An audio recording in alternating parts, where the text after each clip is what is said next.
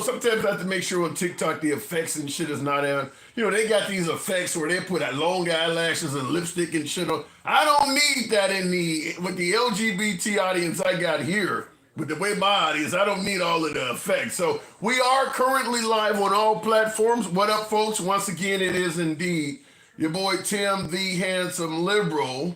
So for some of you folks that may tune in regularly, you might notice I missed a couple of days. Had to take a break. Certainly did not want to come on live during the Super Bowl. So it is what it is. But I'm assuming all you folks saw the game. What did you think of the halftime show? That's right off the bat. I'm watching the halftime show, and I'm thinking of my beloved MAGA, like, oh, they ain't gonna like this shit. That halftime show, like, man, you got a black Uncle Sam. You got 100% hip hop show. All of the talent is black as well. I was like, oh my God. So I wanted to get on that night.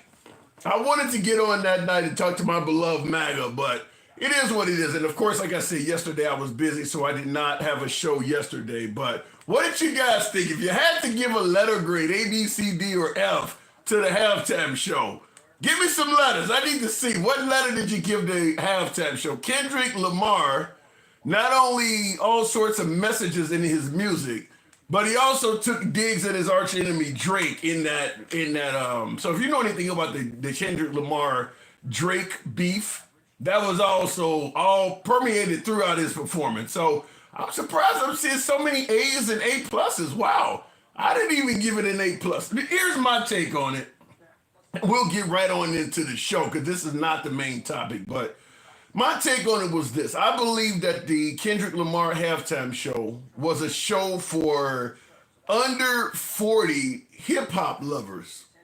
If you're over 40 or if you're not a big fan of hip hop, you couldn't understand what he was saying. I mean, he's rapping and he's getting his point across, but I do believe that non-hip hop fans, they say, for instance, you're watching the game and you like country music or you like scream metal or some shit like that, you wouldn't have been able to understand what he was saying.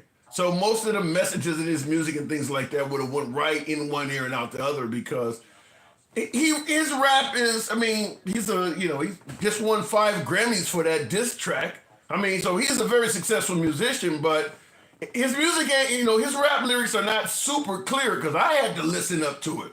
And I'm just like, if you're over 40, this probably ain't gonna be probably you're not gonna have a whole lot of people over 40 saying this is a great show. But nevertheless, I see a whole bunch of A's and A pluses in my comments, and I got a lot of folks that watch me that are over 40, so maybe I'm wrong on that. Anyhow, getting into the show, a whole lot has been going on since we last talked on Friday. Number one thing, you see on the monitor behind me, we got Department of Government Efficiency. Isn't that a little cute doggy they're using? I guess Elon Musk wants to be a watchdog, and that's what he certainly is. I'm going to ask you folks, is he qualified? I'm going to ask you simple. I know the guy has an insane amount of money. He's the wealthiest person on earth. Is he qualified for what he's doing? Is he the right choice for what he is doing? I want to ask that question right off the bat because they're not auditing organizations. They're taking them down. Now, I heard someone make a reference that I think made a lot of sense, and you guys can let me know if I'm getting this wrong and what your opinion of it is. But the mindset was, because Elon brought a whole bunch of nerds and they're going into the treasury and they want to be able to go through the records and see if they can find where government waste is. But they're more like programmers. They're more like computer science nerds. My question is this, and this is what I received, and it made a hell of a lot of sense to me. If you're going to do an audit based on financial waste, wouldn't you show up with a bunch of accountants as opposed to computer programmers? Where are all the accountants at? Those are the ones that are known for doing numbers and detecting waste. Why doesn't he have a bunch of accountants with him? So that is something that was presented to me, and I think that did make sense. The fact that he has programmers with him instead, as opposed to accountants, makes it appear as if he's trying to do something else. as if he's trying to change the language of something, alter code or do something. Where are all the accountants at? That's who deals with numbers. Where are all of the accountants at? So I'm asking, simply put, is Elon Musk qualified for this position? All of his folks he brought are all under 30. I don't know, they're going to be dealing with some very sensitive information. I suppose they're all reliable in that. Have any of them taken an oath or anything like that? I mean, do we really know who these people are? Is Elon Musk qualified? That's what I'm asking. So, and I want to hear from you folks, if you suggest he is or is not, why do you maintain that opinion? We're going to talk about that, but I certainly have a whole lot of questions to ask in regards to Elon Musk. Is he qualified for the position? Because it does seem like he's on more of a mission of destruction as opposed to a mission of surgery to get rid of, let's say, a wasteful tumor in government. You don't kill the patient to get rid of the tumor. So he doesn't seem like he's trying to perform surgery to correct an issue. He sounds like he's attempting to kill the patient. So I want to hear from you folks. Also, in addition to that, AJ, good evening. AJ says, laughing my ass off. You people stay mad at the wrong stuff. AJ, I would be curious to know what is the wrong stuff. I'd love to bring you up, AJ. I don't know how to do that on here, but if you put in a request, we'll certainly have a conversation. Also, in addition to that, I want you guys to hear a clip. I think this one is quite interesting. It may be telling, and I want to hear from you folks. What do you think this one means? This is Trump. Brett Baier, he had an interview with Brett Baier. There's a whole bunch of really good snippets that came out of this. So we're going to be playing this more than once, different parts of it. Here's President Trump on something that should be surprising. All right, now more of Brett Baier's exclusive Super Bowl interview with President Trump. Here's a preview of what we're going to see tonight on Special Report. Do you view Vice President J.D. Vance as your successor, the Republican nominee in 2028? No, but he's very capable. I mean, I don't think that I think you have a lot of very capable people. And so far, I think he's doing a fantastic job. It's too early. We're just starting. But by the time you get to the midterms, he's going to be looking for an endorsement. Yeah, a lot of people have said that this has been the greatest opening, almost 3 weeks, in the history of the presidency. It's definitely been the fastest and the most. And then he goes on and continues the conversation without talking about J.D. Vance. What the hell is that? Now, is that not what you select the vice president for? If something happens to you, they're a decent individual to successfully take your place. He's only 4 weeks in and he's already saying that he does not see J.D. Vance as his successor. Wow. How is that not an eye-opener? And I guess the obvious question following up would be, well, who the hell does he see as his successor? I had somebody joke around and say he doesn't see J.D. Vance as a successor because he doesn't plan on having one. He's going to stay in office. I understand some folks may see that as a joke, but why would he be so soon saying that he does not see J.D. Vance as his successor? J.D. Vance hasn't failed or did anything wrong yet, has he? Can somebody explain that? In addition, like I said, there's a whole lot of topics. I didn't expect it to get this wild, but we're talking about President Trump. Now, we've covered his notion of taking control of Gaza. He's quadrupled down on that. That is not a joke. That is not hyperbole. He intends to take control of Gaza. And he's saying that I will own it. Not we, not America. He's saying that I will own it. And he stated that the Palestinian people will not be able to return. I want to ask you folks flat out, do you think that this language could lead to things going boom in America or in our interests abroad? Literally going to take Gaza from the Palestinians. They are not allowed to return. They are not allowed to return. Now he's talking about he's going to give them some really great land somewhere else or something like that. They don't want to move. They haven't been told where they're going to go. And why the hell would the Palestinian people ever trust Trump or any American president is bewildering.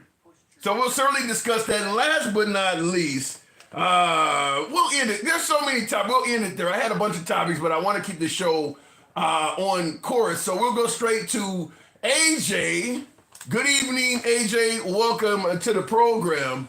Now, you're saying we're paying attention to the wrong stuff. What should we be paying attention to? This is what we wanted, right? To take over Gaza?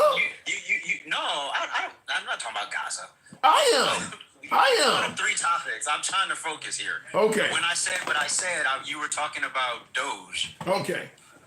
So that's what I was responding to in the comments, not the Gaza stuff. Okay. So when you say we're not talking about what we should be, in regards to Doge, what are you talking about? So this is, maybe, there's some older people, but this is the first time in my lifetime that I've actually seen someone go in and actually seek transparency. So I don't understand why that's a problem. Because once you understand where the money is actually going, and then you can get control of that, and then say, okay, well, now we don't have to raise your taxes. Now we don't have to create and invent another tax out of nowhere just to get more money out of you. We don't have to raise. We don't have to. You can take home more of your money. I don't understand why that's an issue. That's not a Democrat or Republican issue. That's an American issue. So if the American people want the transparency, which I voted for, I said, yeah, I want you to go in there and tell me how this money, where is it? Would you be just as happy if George Soros or Bill Gates was doing it? George Soros won't. Really, you think I'm gonna trust George Soros? You think we're gonna trust? We think we're gonna trust Elon Musk? Well, what has he done that's untrustworthy to this point? He what has he done? He is as biased as they come. He's not. Wait. No. The question is, what has he done? That's the question. Bias alone is enough. We've seen the money George Soros has got, right, from the corruption so far, right? So if we've seen that, why would I trust George Soros? But show me what Elon Musk has done so far that is so bad that we need to sit up here and have these think tanks about him. I think you're skipping over what I'm saying. He is biased. Skip it over what you're saying. You're saying he's not qualified. If you're a billionaire and you're still one many years later, I think that qualifies you to understand how money works. So Bill Gates would be qualified. Who? Bill Gates. I don't know him like that. He got money. You know that. Okay, great. Then if Bill Gates is qualified and he can go in there and truly do the job, then yes, put him in there. Okay. And what's wrong with George Soros? But again, you dodged my question for the second time. So what has Elon done to this point that is so alarming that everyone's running and jumping off the buildings? Well, I could probably bring up the whole Io Adolf salute that you would dismiss. Oh my God. Are you kidding me? No, I'm not. We still crying about that? Yeah, yes we are. We still crying about that. I give my heart to you. We're still crying about that. I give my heart to you. Okay, we cried about it. Okay, what's next? Well, again, what does this have to do with Doge? Has he gone in there and give money to the Yahtzees?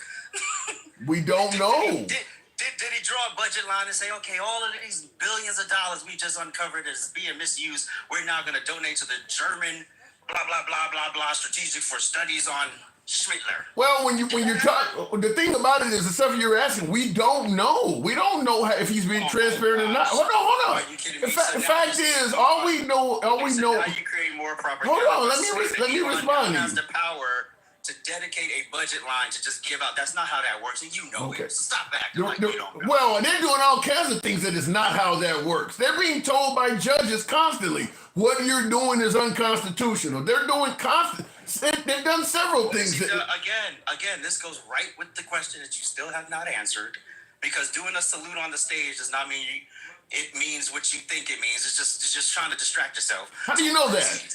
I need examples of what he's done that is like, oh yeah, I should take pause and ask questions about that. What should I do?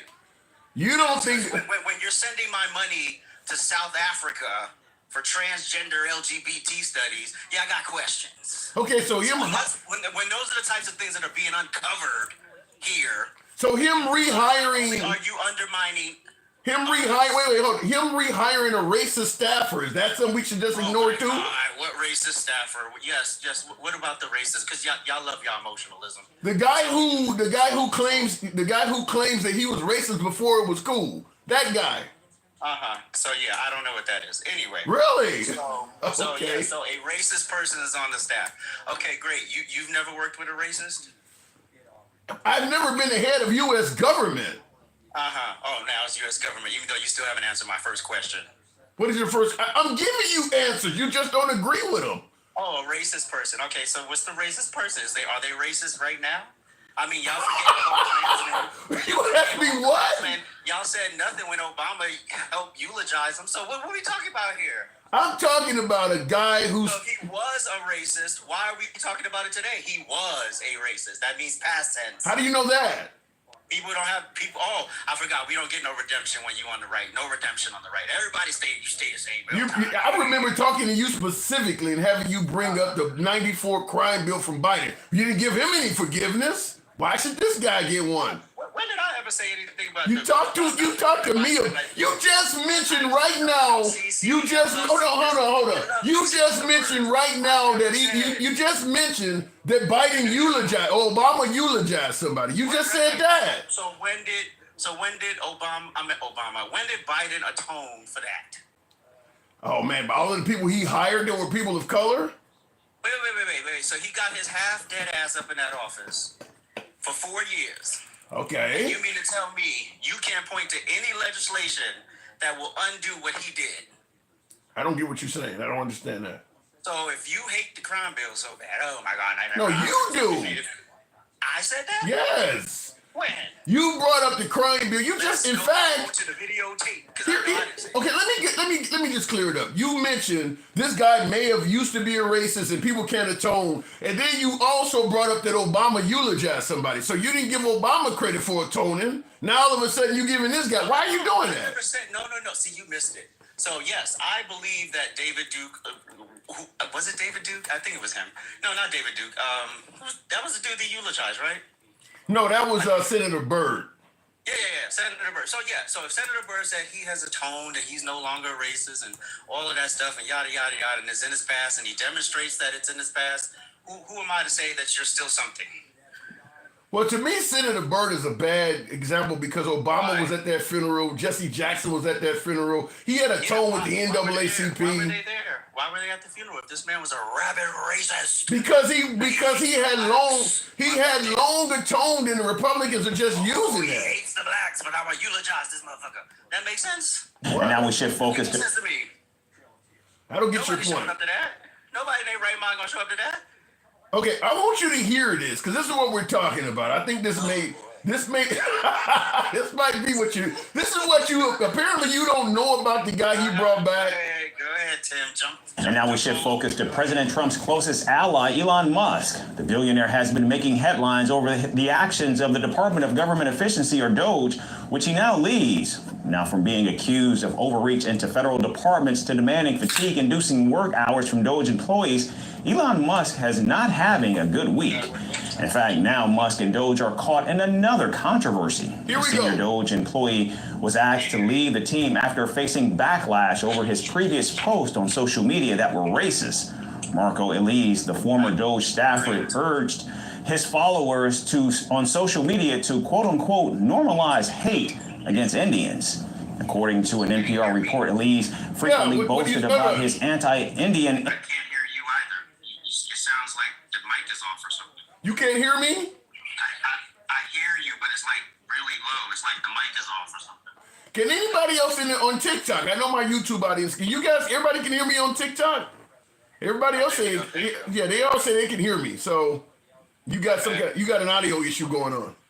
Can you run it back? I missed it. Okay, I'm not gonna go. I'm gonna go back to where they started talking about this. Okay, here we go. Backlash over his previous posts on social media that were racist. Marco Elise, the former DOGE staffer, urged his followers on social media to quote-unquote normalize hate against Indians. According to an NPR report, Elise frequently boasted about his anti-Indian. You still can't hear it? Yeah, I can hear you. I didn't say anything. Oh, okay, all right. and anti-immigration stance, and he once tweeted, quote, "I was racist before it was cool," end quote. Now, Elise is a 25-year-old software engineer who was working for Doge and was given access to the Treasury Department, where he had access to sensitive banking data of millions of Americans. The NPR report further suggests that Elise enjoys close relations with Elon Musk, and the two have previously worked together at SpaceX. The White House official has now confirmed Elise's resignation from Doge. However, Americans and Democrats are... Okay, he resigned when he got caught up in that stuff. Elon Musk brought him back. Should we ignore that? Should we ignore that?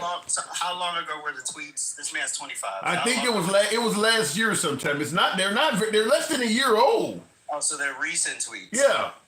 So yeah, he should be gone. So what are we talking about? Elon Musk brought him back. Because the reason, well, okay, great for him. So the reason Why? why he should be gone is because this is just a distraction, right? I'm concerned about the results I'm getting. I don't give a fuck about who's doing it. So if you're doing it legit and you're not messing it up and you're not corrupt yourself, then let's go. So I don't you- care. so- Y'all focus on the emotionalism and cry me a river about who don't like me. I don't give a fuck. Okay. Just do the job. Okay, here's why I disagree with you. First of all, the guy is admitting to be racist, so you can assume that any kind of money or contribution. So because Hold on. racist- You don't think he's racist? You don't think he's racist? So all the racist black people in this world, we should just not hire them either? I think you would not be a fan of it. Racism comes in all forms. Wait a minute. Let me get some. Hold on. Let me make sure I get this clear. Do you believe this guy's racist at all? I don't know him. Do I know him? Have I had a conversation? So he might not be racist in your First opinion. of all, you can write down shit and people interpret it how they want to. Now, if he meant it, then say you meant it. Own it like a motherfucking man and deal with the consequences. I don't care. This is not an issue for me. What I'm concerned about. This is what I'm concerned about. $521 billion in annual fraud. That's what I'm concerned about. Okay. Here's my. I don't give a fuck if someone tweeted something a year ago that I don't like. I don't care. Okay. Here's why. Give away money to Serbian LGBTQ rights groups, electric vehicles for Vietnam, HIV, transgender research in South Africa. That's what I care about. Why is my money going there? Okay. Here's where. Okay. Hold on. They don't like me. I get your passion. If that's the case, if you're looking for a nirvana, you're never gonna have it. Okay. Are you done? You got any more in there? Well, you keep cutting me off. I'm trying to go over the list. Go ahead. Give me the rest of it. Why do I have to pay for Egyptian tourists? Why do I gotta pay for Sesame Street shows in Iraq? What does that gotta do with me? Okay. Moroccan pottery classes, tourism for Lebanon. What does this got to do with us American taxpaying citizens? They're literally taking our money under our noses, and we're concerned about a fucking racist tweet? Okay. Priorities out of order. Okay. I love the passion, but here's the reason why I have a major issue with this, whereas you do not. If someone is making statements about like normalize Indian hate, guess what's going to be the first thing he cuts throughout the budget? Any money going to any Indian cause, they're not going to get. Hold on. I let you go through the list. You say, I don't care if the guy doesn't like me long as he gets the budget under wraps. You can assume that if he don't like people like you, everything about you is going to be wiped out the budget. So he's going to target stuff that favors people like you. So that's why I don't want a racist determining our budget. It's because he's going to use that in his calculations. Okay, so let's just forget that I said that if he tweeted that, he Yeah. should man up, own it, and deal with the consequences. Did I not say that? I believe I said that, right? But you So believe. if the consequence is you lose your job or you get reprimanded or you get dragged by the media or whatever the fucking consequence is, you deal with that. I'm focused here. But you're okay with him still being on Elon's team. Did I say I'm okay? I don't care. I said I don't care. Then that's okay. That's you're okay with it. Because you have no proof that he said, okay, Indian hate, blah, blah, blah. Cut all the Indian. First of all, he has no power to cut shit. He's just making suggestions. AJ, he resigned himself. He didn't deny it. The guy resigned. He was the final call on the budget. This random white man that y'all want to attack because he's a racist is the final say in what goes and what doesn't. And you okay with South African transgender HIV research, $30 million of your fucking money going to that, and you worried about some one person on the whole damn staff? You worried about that? That's the highlight here. I Not all these billion, not $500 billion that you unaccounted for. That's not the problem here, y'all. Oh, we got a bigot. I can guarantee. I feel confident with this, AJ. That if Got a bigot here. AJ, I feel confident that if this guy, let me know when you're ready. Let me know. Get your laugh out. Let me know when you're ready. Go ahead. Okay. I feel fairly confident that if this guy was caught saying this stuff less than a year ago and Elon Musk is bringing him back, he's not the only one on the team like this. Hold on. I wasn't done. Is that a more sufficient answer so we can move on from the one racist in the whole staff? You didn't hear the answer. You started talking over me. You didn't hear the answer. I stated, I feel confident that if this guy said all this racist stuff and Elon brought him on the team, he said it less than a year ago. If Elon brought him back, I feel confident he's not the only one on the team like this, is what I'm telling you. He's not the only one. Here we go. Now everyone has credibility issues because the person I happen to be working with said some dumb shit. So now it's my fault too. All right. Oh, the wrong shit. So we're getting this government waste exposed, and the problem is one person on the staff of how many people? The boss didn't get rid of him is the problem. Okay, right. Did the reporter for this talk about any of the shit that's been exposed? No. Oh, okay. So the priority is the one allegedly racist motherfucker on the staff. Okay, great. Yeah. Y'all, America, when did we get so dumb? The moment we got racist, I gotta move it on. Give you the last word. You know what I gotta do. Oh, God. What's the last word? I done said a lot of words. All right, AJ, anytime, man. Good to see you on this side. I'll talk to you anytime, man. Appreciate it. Appreciate you, bro. Anytime. We don't agree on shit, but he's always welcome on the program. That's how we run the program, folks. We don't block, ban, or censor anyone. You can be critical of anybody on the program, including the host. So understand we are about free speech here. You know what I say on every show. We are, always will be MAGA friendly. Been that way since day one, always will be. So if you enjoy this type of dialogue from all sides of the aisle, feel free to follow the program on TikTok. We're on Instagram Live and also on YouTube horizontal and vertical. Looking at the comments, Joseph Miller, he'd be okay to be back in chains if he could save $5. Ooh, look, he certainly turns a blind eye to what's clearly racist comments. Like it would be different if this stuff was, he's 25. If the guy said this shit when he was 13 or something like that, but he just said this stuff last year. He didn't apologize for it. He resigned and stepped down. So he actually took ownership of it. Elon Musk brought him back on the team. Now, before I go to my next caller, my last caller, AJ, had a point. Who gives a damn if he's racist or not, as long as he's saving us money? Well, like what my viewer stated, whereas he would be okay with us being back in chains if he could save $5. I used to be told back in the days when I was on my knees shooting street dice, hitting them sevens, hitting them points. I had somebody all money ain't good money. All money ain't good money. And I will tell you with a fair bit of confidence, if this dude actually means this stuff he's saying, when he's wasting the budget, he ain't doing it equally. If he don't see equality in skin color, he ain't gonna see it on paper either. He's gonna see causes that help Indian folks that he's talking about, normalize Indian hate. All of that shit is waste. All of it's waste. So if he doesn't see things clear based on skin color, he's not gonna see it clear on paper. He's a biased adjuster, that's why I don't favor him. Going back to the box though. So the idea that, who gives a damn what he thinks as long as he's clearing the budget? No, he's not doing it from a position of equality. He's doing unfair shit behind the scenes. Going to the box, we'll keep it moving with the one and only DJ Julio. Good evening, welcome to the program. I think I hit him. Actually, I hit Dencal. Dencal, good evening. Notice how all bad spelling is somehow DEI. Everything bad that a person of color does is going to be DEI from now on. Just understand that. It's always DEI when the person of color does something wrong, or a woman, or LGBTQ. Dencal, good evening. Good evening. Man, it's rough out here today. Did you hear my last caller? Well, I just caught the tail end of it, and I heard you earlier in one of their lives. Man, it's rough out here in these streets. It's hard out here for a pimp.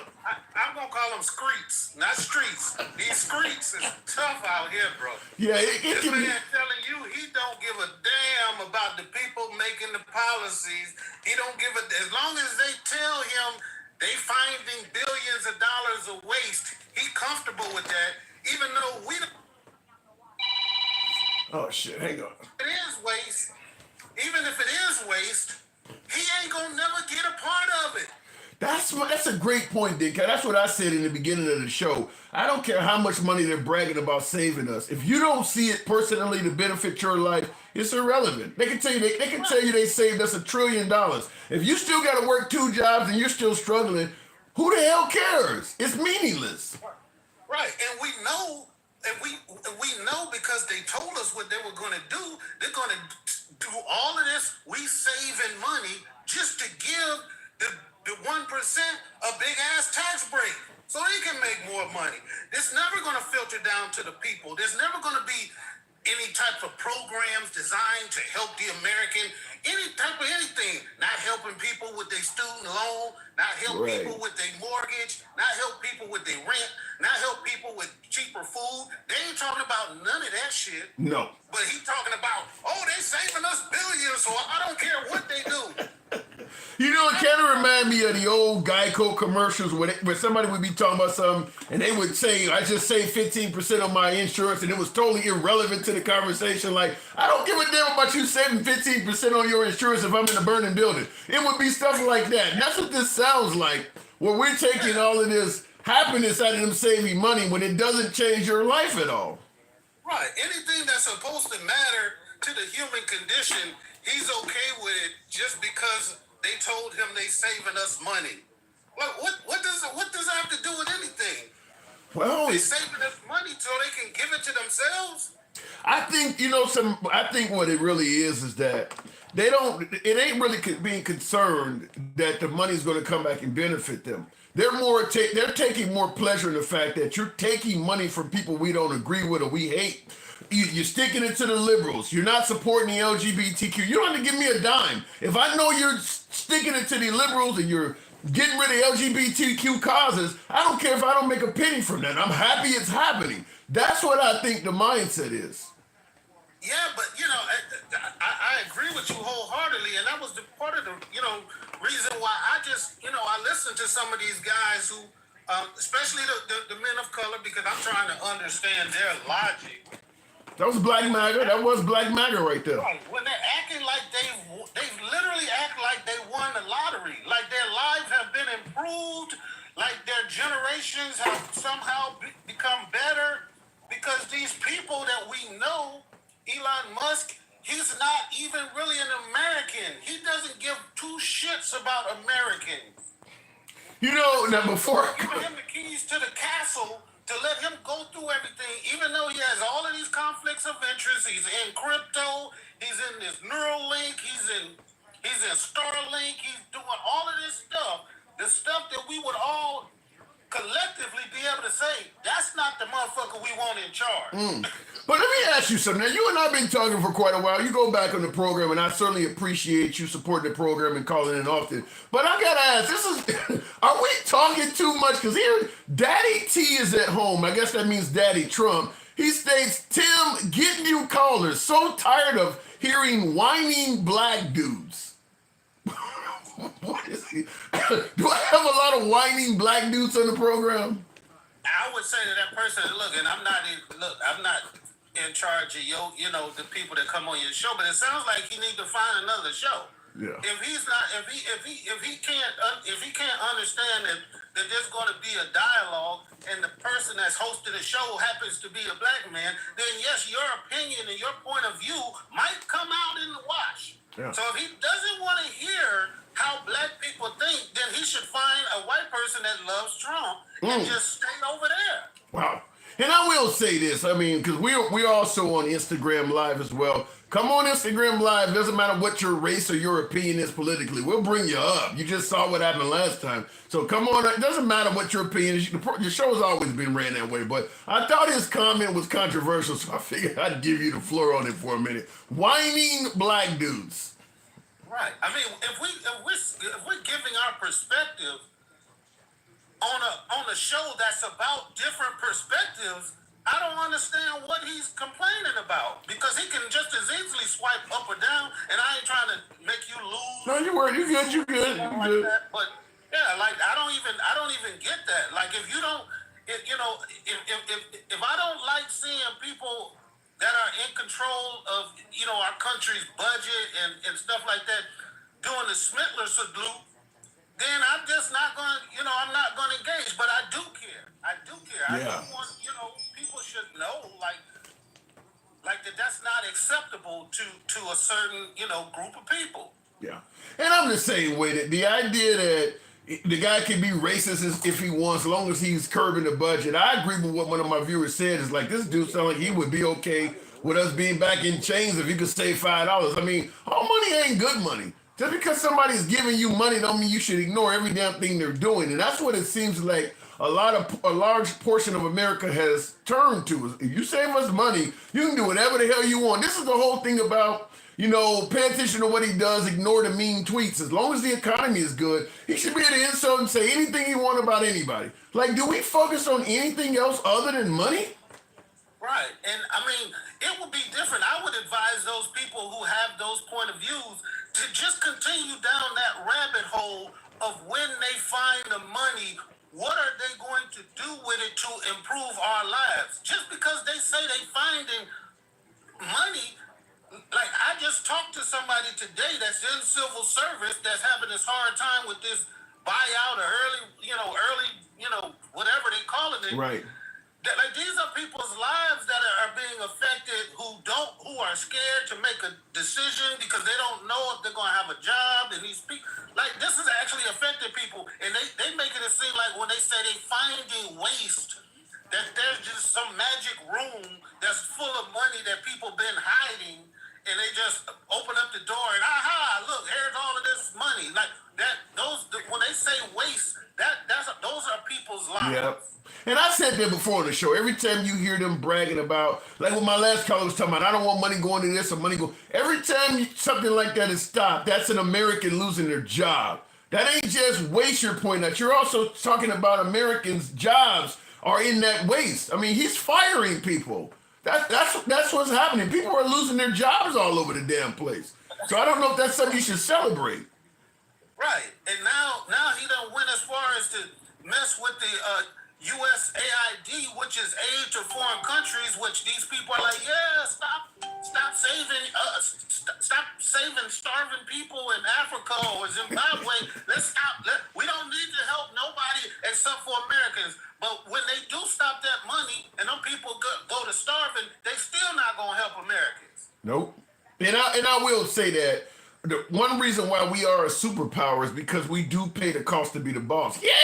By the way, JPT Farms, appreciate the hat mustache. We pay the cost to be the boss. So that's the reason why we have bases on every continent. We got ships in every sea. If all of a sudden we ain't doing shit for nobody, then why the hell we got a base here? Why are we looking out for you? They're going to start taking the same stance that Trump is taking. Why are we giving you and you're doing nothing for us? So That's exactly what's starting to happen around the world. And they're saying countries like China and Russia are happy that we are pulling out USAID because guess what? They're filling in the void. They're shipping these people food and supplies. And everybody knows a way to find loyalty from people is to give a starving people some food. yeah. No, I'm just. The Chinese people ain't hurting them, so all of that, America talking about, China's getting over on us and everything. Those other countries, once everybody starts filling the void, the vacuum left by American generosity, the whole world would turn against us. And regardless of how people think, like, we the world's power, they gonna suffer before we suffer and everything. We not used to suffering. We are spoiled as a nation. Yeah, it is different. We really, really hurting. You see how we was about $5 gas? I mean, folks was about to jump off of buildings. Just imagine if we alienate, all the OPEC and everybody, and they just cut us off and just say, you on your own devices. It's not going to turn out well for America. Yeah, and I do agree with you. We're not used to we're not used to having war on our soil. We're not used to the famine and the hardships of other countries. Like you mentioned, even $5 gas drove us crazy, but they've been paying that kind of money in Europe and the destroyer places like that. They're used to it. And those are first world countries. But what happens in the developed world? Yeah, Americans would be jumping off of high rises and slitting their throats on the way down. I mean, we're just not acclimated to that stuff. Right, and what they did when they cut off the USAID is they didn't realize all of that stuff we were sending to those countries was products made in America by our farmers. So the farmers were being subsidized to provide the stuff for USAID. Now that they cut off the funding, all of those farmers is now looking stupid, talking about, I can't believe I made a mistake in voting for Trump. But we all said it from the beginning. We said it 1,000 times. Just it's not going to just affect who you think it is, the people you hate. So you're coming to your doorstep too. Sound like I'm hearing fuck around and find out a little bit in that.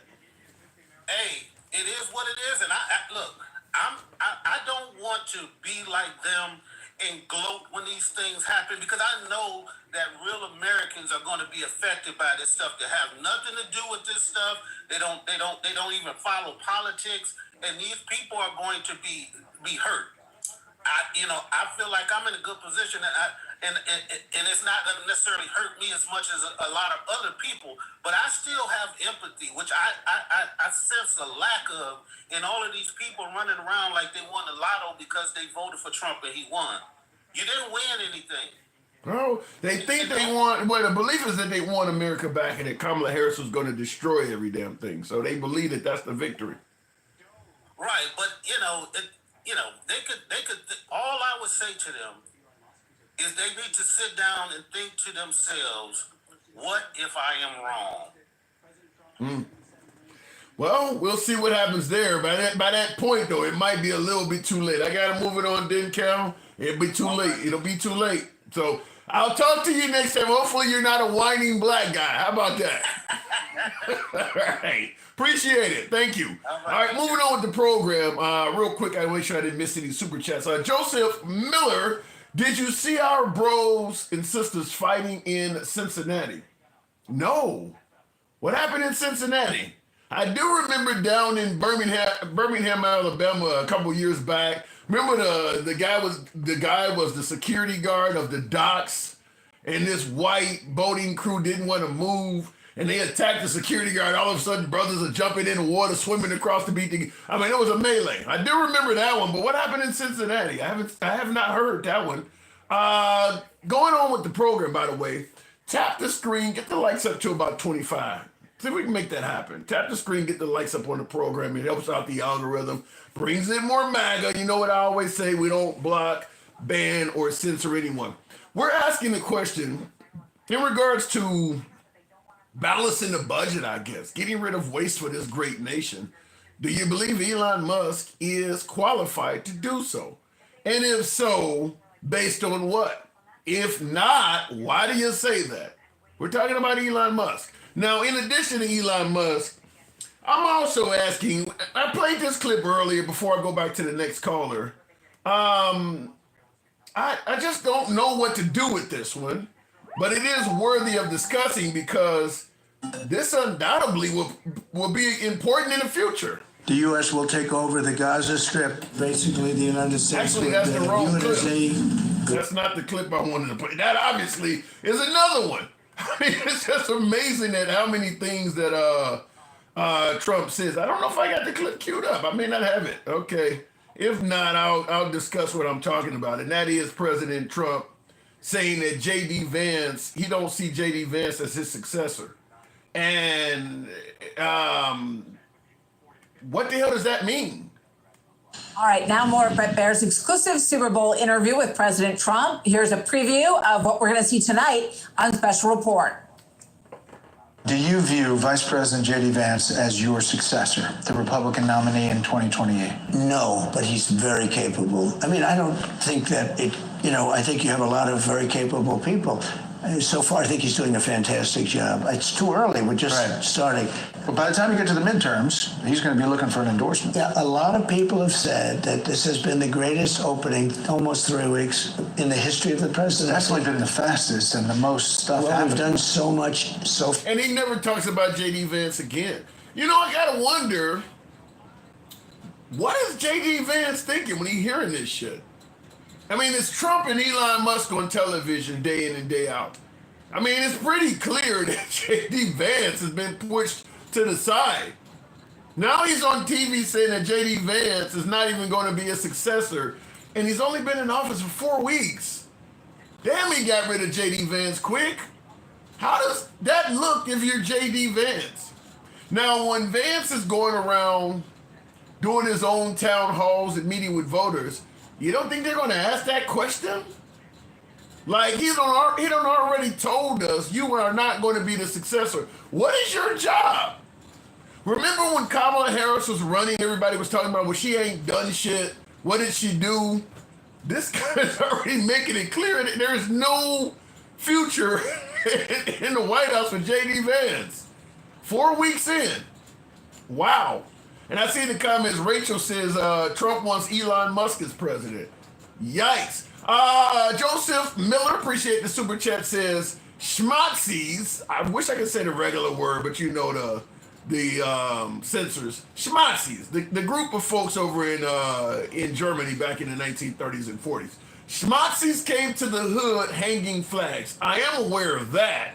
Black folks chased them out. Even took one of their Jeeps. Yes, I did. Oh, that's what you were talking about. Yes, I did hear about that. Burned the flag as well. But, you know, this is something that folks have been saying. Why does it appear, at least, where some of these hate groups seem to be emboldened and feel comfortable to come out and do that? They did that on the streets of, I think, Columbus not long ago. They did it in Nashville not long ago. Now, you have a right to free speech, but walking down the street waving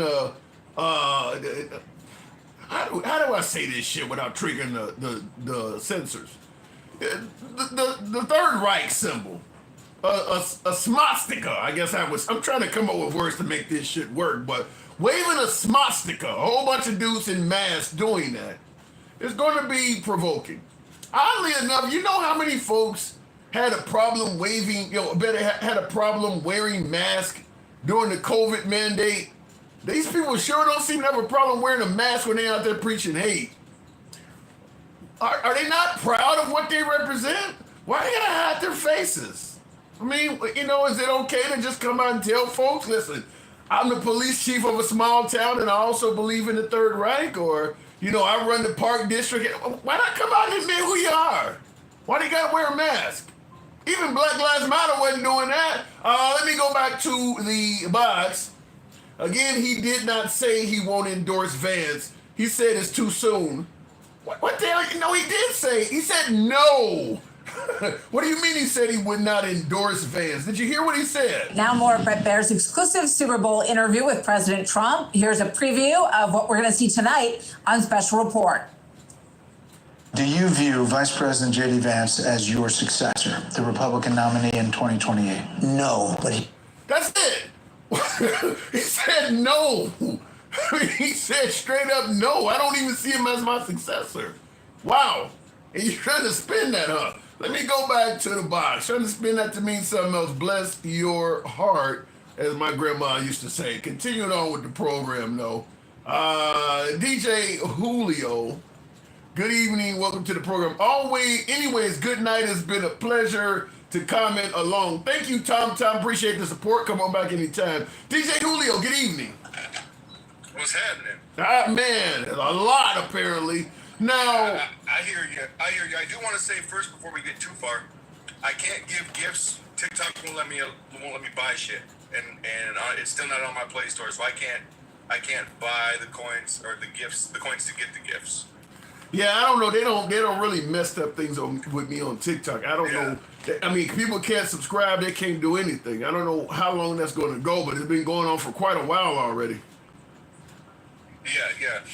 It's been since it shut down, came back up. I haven't been able to buy it. I've tried to gift you 100 times, but it won't let me buy it. Secondly, going back to Rachel. Now, I want you to be careful that you're not listening for things that you want to hear and seeing things that you want to see, because if you go back and it's a long ways up. Now, Rachel didn't say she wants Elon as president. She said he wants Elon as vice president. What are you talking about? Oh, you're talking Rachel in the comments. Okay, well, all right, fair enough. But he's saying that so if he. What I'm saying is you got to be careful not to see what you're looking for. But think about but even if what you're saying is true, he doesn't want him as president. He wants him as vice president. Then that means he's going to be the successor, right? Well, yeah, I mean, but I don't think that's the case either. I don't think Rachel's right in her comment. I'm just saying that you gotta be a little bit careful. And even with this Donald Trump thing, he did say no, but he's doing a great job. And it's too early to see him as that right now. We just started 3 weeks ago. Right, you just started and you're already saying you don't see the VP as your successor. What the hell would make you say that? He's not looking at that he's not looking at him for that right now. He's looking at him to be the vice president and do his job that way. That is the main goal. Wait, about to call you Elon. DJ, that's the main goal of the VP, is to be there on day one if something happens to the president. You have to look at him as your successor. That's what happens if they didn't pierce his ear and they actually get him in the head next time. JD Vance comes up out of the bullpen. So what do you mean you're not looking at him as your successor? 100%. So now, Tim, when you start a new job, and let's say you get hired in as the president of said job, are you going to immediately look at your vice president and say, yeah, he's my successor? Or are you going to say, I'm the president right now, I'm not focused on that? Because that's what Trump is saying. What? Every president will tell you that my VP is capable of the job. And that's who... in 4 weeks? Play that back again, because he said that. Play that back again, because he says that. Right after he says, but. Go back like 10 seconds. Bears exclusive Super Bowl interview with President Trump. Here's a preview of what we're going to see tonight on Special Report. Do you view Vice President J.D. Vance as your successor, the Republican nominee in 2028? No, but he's very capable. I mean, I don't think that, I think you have a lot of very capable people. So far, I think he's doing a fantastic job. It's too early. We're just starting. But by the time you get to the midterms, he's going to be looking for an endorsement. Yeah, a lot of people have said that this has been the greatest opening, almost 3 weeks, in the history of the presidency. It's definitely been the fastest and the most stuff happening. We've done so much so fast, and we really had to, because they have really, what they've done to our country is so sad. He's not even talking about him no more. He pretty much said no, saying, there's plenty of people that are capable, and then he changed the subject. Because he's focused on what he's doing now as the president. He's not worried about anything now. He's worried about what he's doing. And Tim, you would do the same thing. No, hell no. Yes, you would. No, there's no way in the hell I'm going to tell people in week 4 that I already don't see my VP as my successor. No. He's not looking for that. Well, and you know that he's going to get his 3rd term. So that's the other reason. What? Yeah. So you do believe that Trump is going to pursue a 3rd term? I believe that Congress is going to make it available for him to run a 3rd time. Yes. You're the first person I've talked to this. And not just him. And not just him. I mean, this might be, a Democrat next time. That actually wins, and he gets to do a 3rd, but he can't run it consecutive. So the way that they're wording it in Congress right now is, if you're a president and you don't run consecutively back to back, and you get elected again, you can then run again and do it again. Do you have any problems with that at all? No, because let me just say why I don't. I don't have a problem with 12 years as a president, because 12 years you can actually get some shit done. What? And Obama can't run against him because he had consecutive back-to-back. So, and we know that the only reason they're writing the consecutive part in there is to isolate Obama from it. We know what they're doing. They're not. If you want to say, look, you can have 12 years to get some shit done, then why are you putting the consecutive shit in there? Is it possible that maybe Obama could get some shit done with 12 years? You're literally writing the language to benefit you and isolate other people.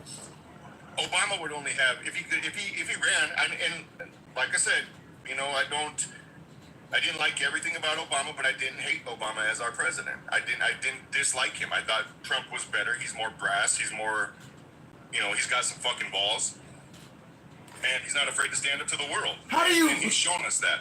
How do you respond to folks like Jackie who says you can't make up laws and rules? Because one of the main things that Democrats are trying to vote against Trump for is he was a threat to democracy. You're kind of admitting that that's at risk now by saying this guy's going to get a third term. He is changing things. That's something that we haven't entertained for almost 100 years, a president being able to run the third term. So he is changing things. I agree. It's a slippery slope. I don't know how I feel about it 100%. You already said how you feel about it. I don't think I would mind so much. I mean, I know, but I'm trying to look at it through your preview now that we've had a conversation, and I still, in my mind, I don't see if Trump is getting as much done as he's getting done now, and I don't think that we can scoff at him too awful much and say that the shit that he's doing and has done, and what Elon has found, Elon and his we'll call it the team. I don't think that there's anything bad about that. Well, the problem is anything bad yet. Well, the problem is you're saying that he's getting things done and he hasn't done anything bad yet. Changing democracy is bad, DJ. If all of a sudden you're changing the way our democracy is ran, that's bad. So he is doing something bad. You're just okay with it. Is it bad or is it progressive? Is it evolving because we're evolving? No, it's evolving because you got. Go ahead. In the amount of fight that we have to get anything done in this fucking country, you know, whether it's Congress holding us up or it's the House holding us up or the Senate holding us up or we got judiciary shit that's holding us up. Some of the shit that is important to change, it might take 4 years, and it might not take that long. It might take 6 years. If you get somebody in there that is like, I was benefiting off of that program, so I want to install it again so that I can continue benefiting, that does us no damn good. If it's so popular, you don't need Trump to have a third term. So if it's that great, the next guy will realize it and have to do it as well. You don't keep letting him run over. You don't keep letting him be, because if what he's doing is so great that a third term is not a bad idea, you won't think a fourth term is bad either. Well, at that point, you've established everything in those. Yeah, right. You say that now. It's 12 total years. Like, you say that now. He doesn't get to do 12 from this last one. He gets to do 4 more. Same as Obama. If Obama came back, he'd get to do 4 more. You're making me dizzy. You're spinning the hell out of this shit. The thought about it made me dizzy too. You know, and I had to go back and forth. And I agree. It's in the Constitution that you serve 2 terms. I don't disagree with it. This is the whole. I disagree a little bit. Julio, this is why people were saying that Trump is a threat to democracy. Birthright citizenship is in the Constitution as well. The funding the federal funding that he's getting rid of that was approved by Congress, what he's doing there is unconstitutional. This is why people are saying he's a threat to democracy. He's not following the laws. You got a judge right now that actually ruled against him canceling all federal funding. And the judge is saying he's not even following my orders, even though we told him he cannot do that. They're still doing it anyway. I mean, so this is why people keep saying he's a threat to democracy. He's like, I'm going to do what I think is best for America. The hell with the laws or any judge that says otherwise. You're not supposed to be able to do that. You can't stop frivolous spending without stopping the spending completely. It'll all get turned back on. Wait. It doesn't matter how frivolous the spending is, DJ. Are you married? No. Okay. Have you had a girlfriend for a long period of time at any point? Yeah. Did you guys share expenses? Somewhat. If she got out of hand, would you stop her spending in order to fix your budget? I wouldn't throw the girl away. That's what he's doing. No, but you would stop the spending, correct? Yeah, I'm trying to get it under control. Okay, that's what we're doing. That's what our elected officials, the mandate that 76 million of us decided we wanted Trump and his idea for the future of America, that it looked better through his eyes, through his preview. I get all of that, DJ, but what I'm saying is the law is still the law. Just because you voted for Trump and for him to get spending under control doesn't mean he gets to do it by any means necessary. If the courts say what you're doing is unconstitutional, it doesn't matter what you voted for. He can't just do that. He's breaking laws to do this stuff. Right, but as the Constitution sits, how many amendments have there been over the 100 years? Well, then get an amendment. You can't do it without the amendment. Right, and that's what will eventually happen. It'll end up going to Congress, and the Senate and the House will decide on it all, because the judiciary is completely separate from our government. They hold up our laws of the land.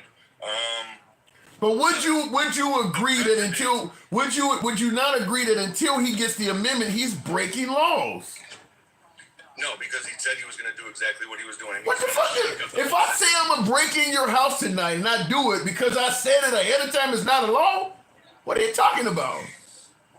He said he was going to stop the waste. And what is it, $56 million? Or what is it? What did somebody else say? What is your definition of breaking a law, Julio?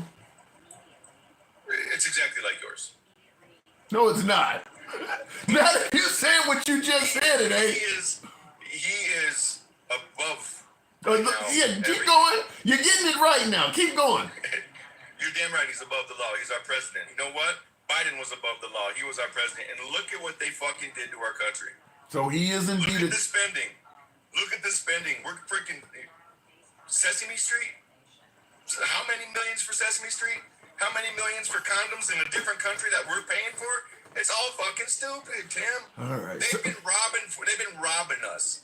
Now, instead of talking about how Trump might be fucking this up, why don't we talk about how he's cleaning it up? I'm not going to in there listen. with his young people that know coding, so that they can write a code that they can check all of the spending all at once. I'm not going to listen. Just because he's saving me money, don't mean I'm gonna be okay with him violating the Constitution and being a threat to democracy. This is just like what people keep saying. It's like as long as he give you guys money, y'all overlook any damn thing. All you focused on is money. Yeah, I'm tired of spending money overseas when we don't need to be spending money overseas. You know, these damn Democrats. And I'm not talking about your viewers. I'm talking about the Democrats in the office. I get it. The Democrats that are at our capitals. I'm not throwing away hand over fist. They're making money hand over fist, pushing this money overseas. I'm not throwing Julio. I'm not DJ Julio. I'm not throwing away money. I mean, I'm not throwing away democracy so I can make a few extra bucks. I like the. What if our democracy's wrong? Then we fix democracy first. We don't just let him decide on his own. We fix democracy first. Well, that's exactly what he's doing. No, it's not. No, it ain't what he's doing. He's doing what he want to do. 76 million votes. Huh? Based on our 76 million votes, he is doing exactly what we want him to do. Skirt democracy. He's going to fix democracy. It's going to take us back to a republic, which is way better. You're scaring me. I gotta go. You just frightened the shit out of me with that conversation. DJ, thanks for coming through. Yes, sir. All right. And by the way, what he stated, I'll go and I got a whole little rant before I go to today's caller on that. Tap the screen. Give me up to 30,000. Y'all can do that on TikTok. Dennis Calhoun said the whole purpose of a vice presidential pick is to be a replacement on day one. If not, why pick him? 100% agree. It's only been 4 weeks in, and he's already saying he don't see Elon as his successor. That's crazy.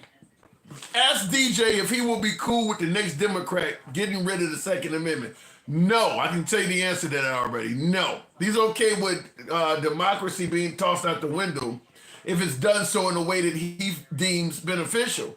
Not when it's done in a way he doesn't find to be beneficial. I will say this, my entire rant on it, and thank you, Calhoun, appreciate the support. Thank you very much. I will say this, in regards to my last caller, I don't think he's that unusual. I think probably a large portion of Trump supporters would agree with what he just stated.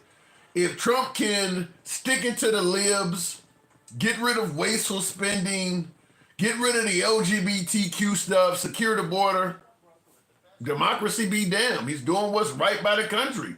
If he needs 2, 3, 4 more terms to get it done, hey, he's doing what's right. I do believe a large portion of MAGA would agree with what my last caller said.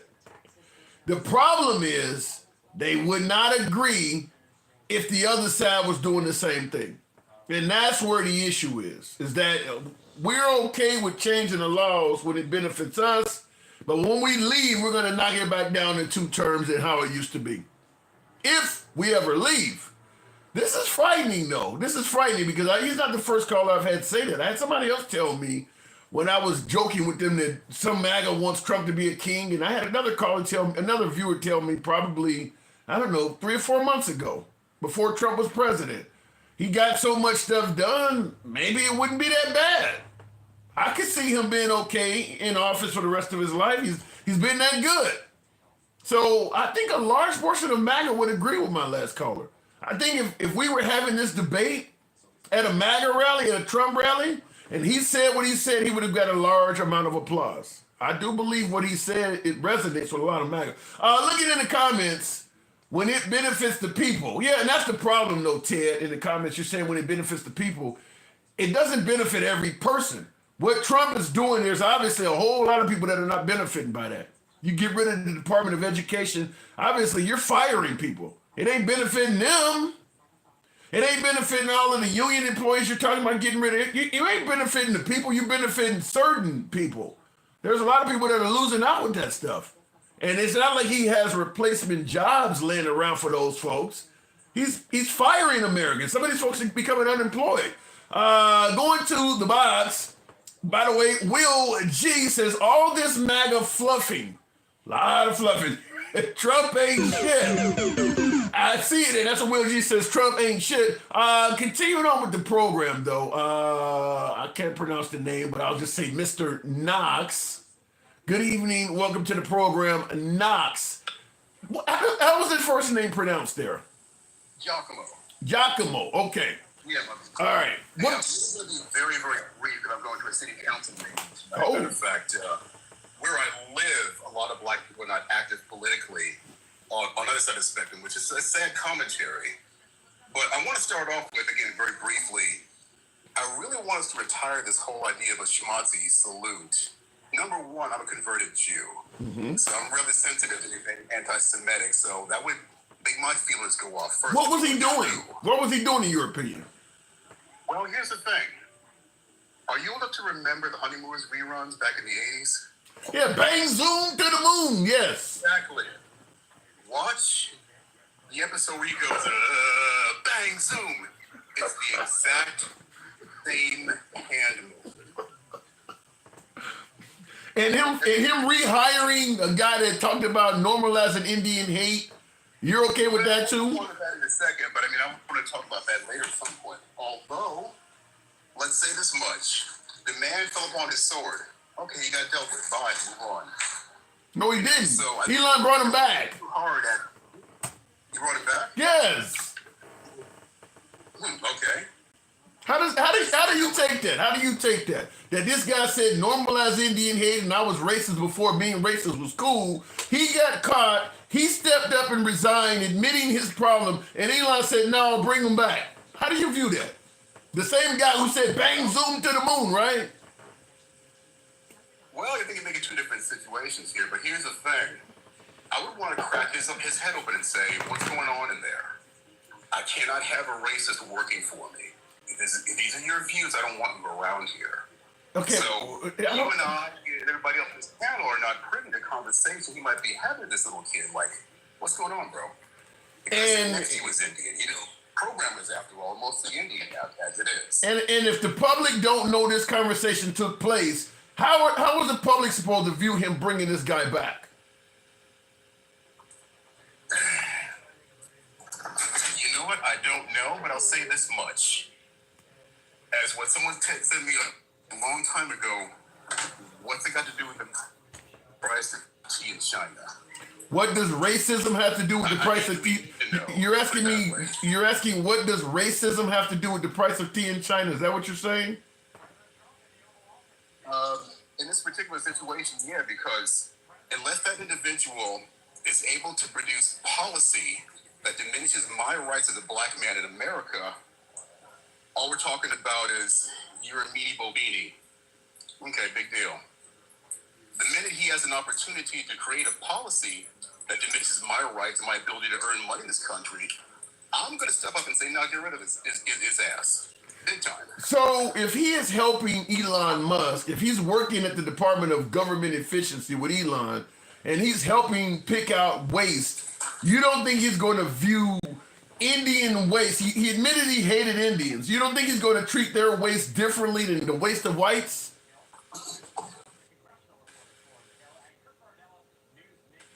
Well, again, policy development. What power does he have to make policy? You didn't answer the question. None of them do. Musk doesn't have policy. You didn't answer the question. You did not answer the question.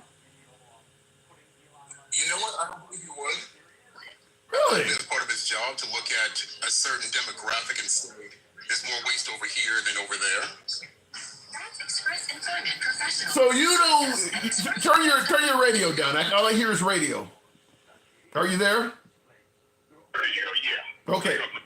Yeah, your signal. Yeah, your signal's going in and out, man. Okay, I'm gonna have to move it on. If I have to bounce off, I have to bounce off. Yeah, now your audio is really bad. I can barely. You sound muffled. Yeah. Car Bluetooth. It's all good. All right. Okay, I wanted to. Yeah, I want to play a clip for you real quick before I know you're about to go, but I want you to hear this because you said you're part Jewish. Is that what you said? I'm a Jewish convert. Oh, okay. All right. I want you to hear this. It's only about 20 seconds longer or whatever. I want to get your opinion on this one as well. This is Elon Musk talking to what apparently is supposedly an AFD event. They're referring to this as a far-right group in Germany. In Germany. He's talking to folks that are in Germany. I want you to hear this. I think some things that, something I think that is very important is that people take pride in Germany and being German. This is very important. It's okay to be proud to be German. This is a very important principle. I think there's frankly, too much of a focus on past guilt, and we need to move beyond that. Children should not be guilty of the sins of their parents, or even let alone their parents, their great-grandparents, maybe even. You're okay with that as well, basically telling them to stop feeling guilty for what your great-grandparents may have done? My very simple answer to that, without being too elaborate, yes. But you... Because what my father did, I'm not responsible for. My father did some time in jail back in the 70s. Very briefly, but he did. I'm not responsible. Now, if these young men who are far right, as you say, I don't think about this group, to be honest with you at all, not privy to that information, if they're going around diminishing the rights of Jews and other legal immigrants in Germany, I have a problem with that. I would agree. Wait. Here's the point. Let's say he wasn't talking to a far-right group or any of that. What I'm saying is this. 1 + 1 + 1 has to eventually equal 3. Okay, you got him doing a salute. Well, that was a honeymoon, as you said. You got him telling folks to reinstate a guy who's clearly racist. Well, that had to be something else. Now you got him telling people you shouldn't feel guilty for what happened during the Holocaust. I mean, at what point do you start connecting the dots? Well, to be honest with you, nobody in Japan, same situation if you ask me, with the same axis of powers, nobody in Japan is calling themselves responsible for what happened during even the invasion of Nanking in the 1930s before World War II even got started. Yeah, but he's throwing up salutes. He's talking about rehiring racists. I mean, is none of this other stuff adding with that at all?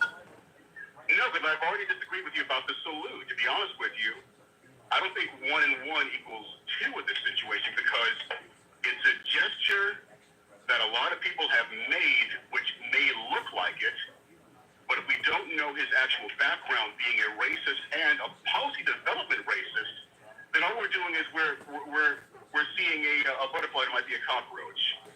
That's what I come up with. Well, when you say we don't know his background and things like that, my opinion is you're dismissing quite a bit. The Museum of Art over in Germany had a tribute photo of Elon Musk on the wall, big, huge painting. They took it down when he did the Bang Zoom honeymooner salute you're talking about. The people of Germany would be the best people to know if what he was doing was authentic or not. They viewed what he was doing as straight from the Third Reich. They didn't go with the honeymooners you're talking about. That's interesting. I don't know that they still know. I mean, how many, gotta watch the TikTok language here, of course. How many members of the Third Reich are still alive and still would go, yeah, that's darn it, that's an N-word salute. I think there's a whole lot of descendants still around, not to mention all the video footage that is out there. Do you really need to have an actual living member? Well, to that regard, why wasn't he kicked out of the country by the chancellor then?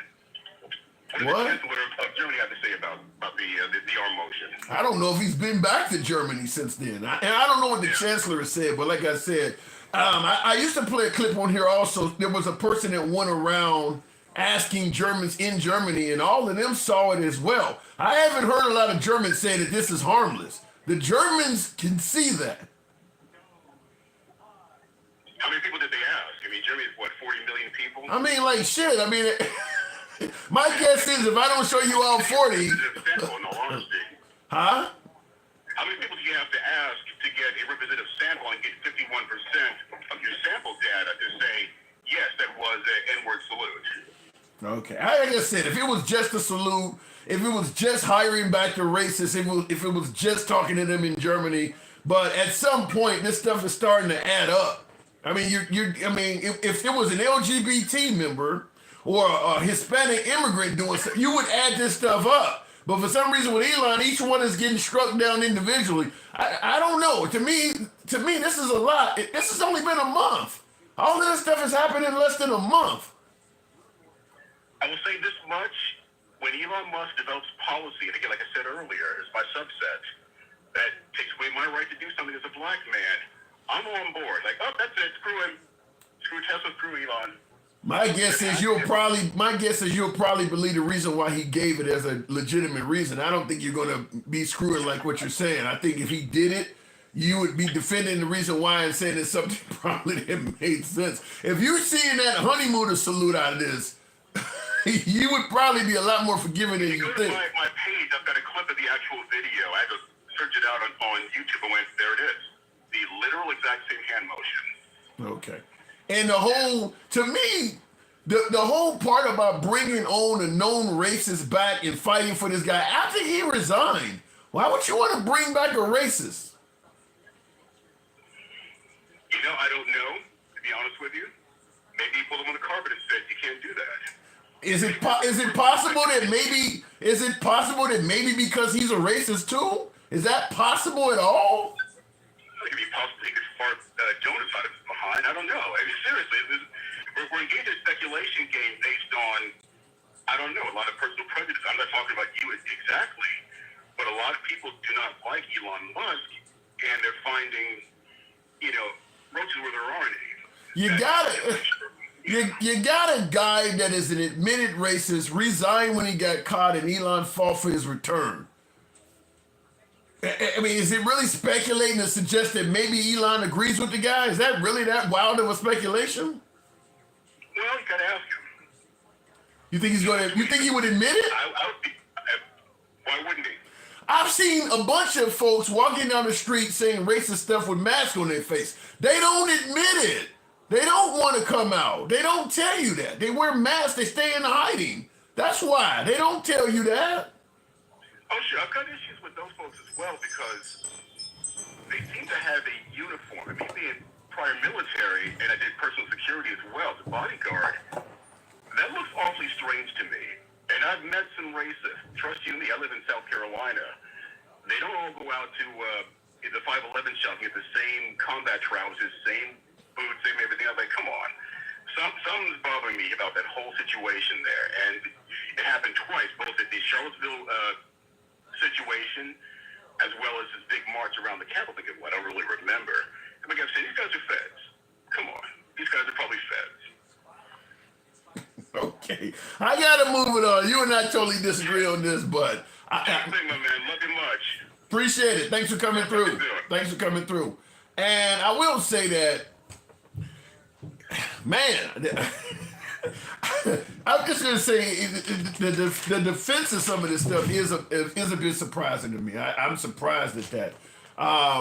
Because I think that if somebody, let's say when what was her name? Kathy Griffin held up the severed head of President Trump.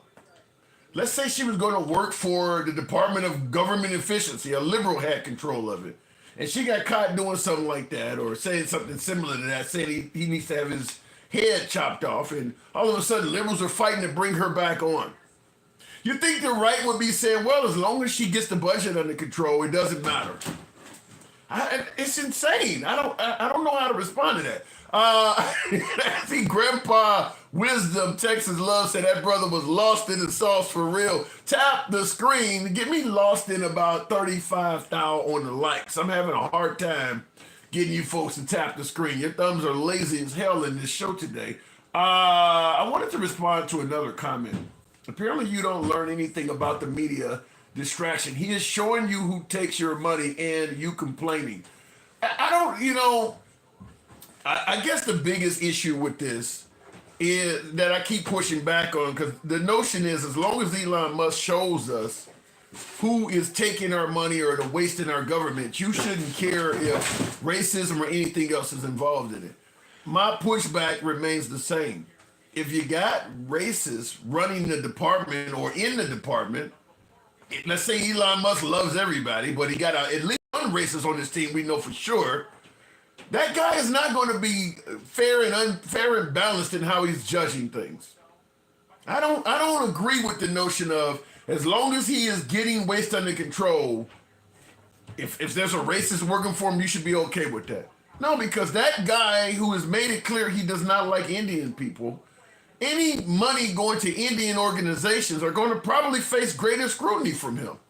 He's not going to treat any money going to any Indian organization is not going to get the same scrutiny as some going to France or Germany.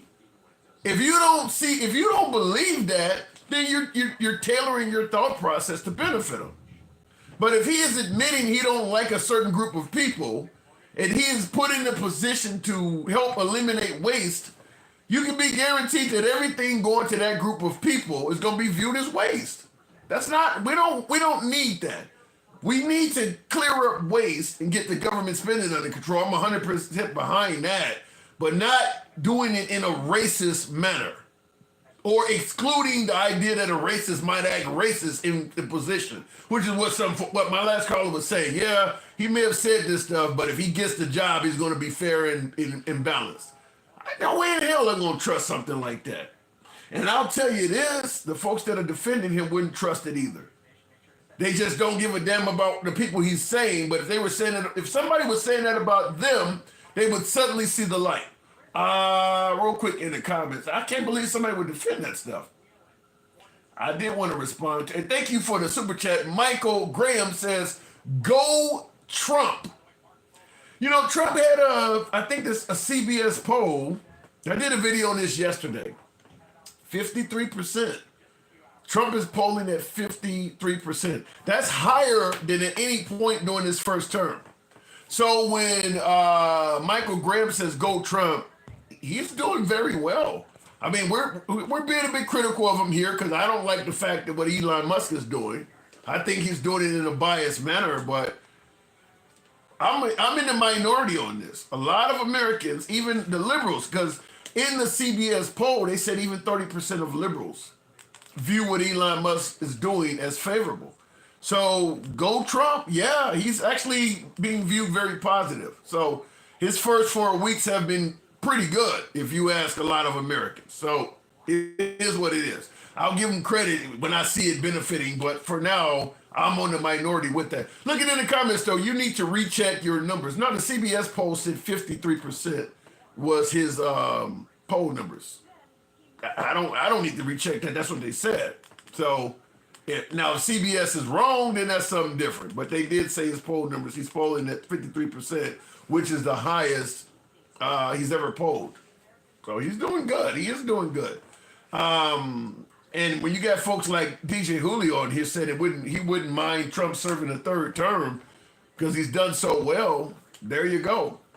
I know one thing, I will never buy an ugly Tesla. I'd rather build my own tin can wheels. Who said that, Mr. Stay Out the Way? You never buy a Tesla, huh? It's not, you're talking about that Cybertruck. That Cybertruck, it looks like the depiction of a futuristic vehicle that somebody would create in the 1980s. It doesn't look futuristic in 2025, but it looks like something that would have been considered futuristic in the 1980s. That's what it looks like to me. Garbage can on wheels. Damn, you guys are mean to that vehicle. Let me go back to the box. You guys are mean. Continuing on with the program, I was looking. I thought I saw Mike holding on there. I didn't see him. We'll go to Benny. Is that Benny and the Jets with the upside down America is in distress picture of Old Glory? Good evening, Benny. Hopefully the box brings him up because I'd like to know why he has the U.S. flag upside down while President Trump is in office. A lot of folks had the flag flying upside down, including Supreme Court Justice Judge Alito during the Biden's administration. But I think they all turned the flag right side up once Trump got elected. So apparently Benny's not going to come through the boxes. I'm going to give it a moment to reset. USAID supplied HIV drugs to women who contracted it because of a belief that certain behavior can go deeper, got rid of HIV. I don't know what you're saying there, but that does remind me of something. I don't know if I have it queued up, but there's another clip I wanted to run by you that I thought might be very entertaining because we're giving Elon Musk all sorts of credit for the money he's saving Americans in regards to the Department of Government Efficiency. I want you guys to hear something because I thought this was important. We played it last time, but it still should resonate. Everybody wants to see less waste, fraud, and abuse in government. We hear it from every politician asking for power. They just don't deliver. And it should be easy. Estimates of what they call in politics WFA, that's how common it is. It has its own acronym, waste, fraud, and abuse. The estimates are wild. Reports say anywhere from $100 to $500 billion. Another estimate says 5% of all global funding by the federal government is wasted. The OMB, the Office of Management and Budget, just reported that in 2022, the government spent... He's going to cover why Elon Musk is involved in USAID. I think it's really interesting. $247 billion in improper payments. What does that mean? Payments made in error, duplicate, or without proper basis. The GAO, the Government Accountability Office, which both sides rely on for government research, has a high alert list of programs and areas that need to be checked. The Department of Defense, Medicare, the prison system, food safety, cybersecurity, they're all there. Major concerns of mismanagement and waste, fraud, and abuse. But I have suspicions about what we're seeing here early on, and increasingly they are justified. Now, that list I just told you, the high alert list that the GAO does, do you know what's not on that priority list? USAID. Why? Well, one, it's relatively small. It's less than 1% of the federal budget. And by the way, its share of the budget has shrunk since Reagan, so it's not like it's rapidly growing. I'm not saying there isn't waste there, and the more you find, the better. I'm on board. And it's got a $44 billion budget, but that's nothing compared to the people on this list. Health and Human Services, $2.4 trillion. Department of Defense, $1.3 trillion. This is in 1 year. AID is not even in the top 10. It's not even close. And guess what? We spend more on federal prisons than we do on foreign aid every year. Think about that. On federal prisons, more than on foreign aid. Think about it. So, again, I can't think of a reason to be against efficiency efforts, but why start with USAID? And I think the answer is about who's looking, and that's Elon Musk. Now, the first reason is, from what I can glean, is it's low fruit. It's easy. USAID isn't attached to a big dog like Lockheed Martin or AT&T or Microsoft, all of whom feed at the government trough way more than USAID. And those companies have had real issues with hacking and cost overruns, which I'll tell you in a second. And then I got suspicious because this MAGA Pod Bros story that broke, of course, on Twitter, falsely claiming that USAID was funding Politico and other outlets with these huge amounts. They never break things that are correct. And sure enough, it wasn't correct. USAID wasn't feeding them in these huge amounts as suggested. So why did they get fed this story, and by whom? Again, I think it points to Elon Musk. And so then we started doing more reporting, and guess what comes out? Did you know that Elon Musk is one of the entities benefiting from USAID? Thousands of Starlink terminals from Musk's satellite internet company provided to Ukraine. We all know the story, right? Didn't you think he gave them all? Turns out he didn't. But it did give access to Musk's advanced internet system to people who needed it. Now, problem with that promise is he said only Ukraine would have access, not Russia. But now there's evidence and allegations that Russians did have access. They're military. So what did USAID do? They opened an investigation into Elon Musk this past September. You didn't know that, did you? Now, some of you folks do know that. But that is the problem, is that Elon Musk went after this organization, USAID, that's only like 1% of the budget, as Cuomo is pointing out. And it turns out that one of the reasons may be because he had a vendetta against them. So this is worthy of bringing up. I mean, I get that he's saving us money, as everybody wants to talk about.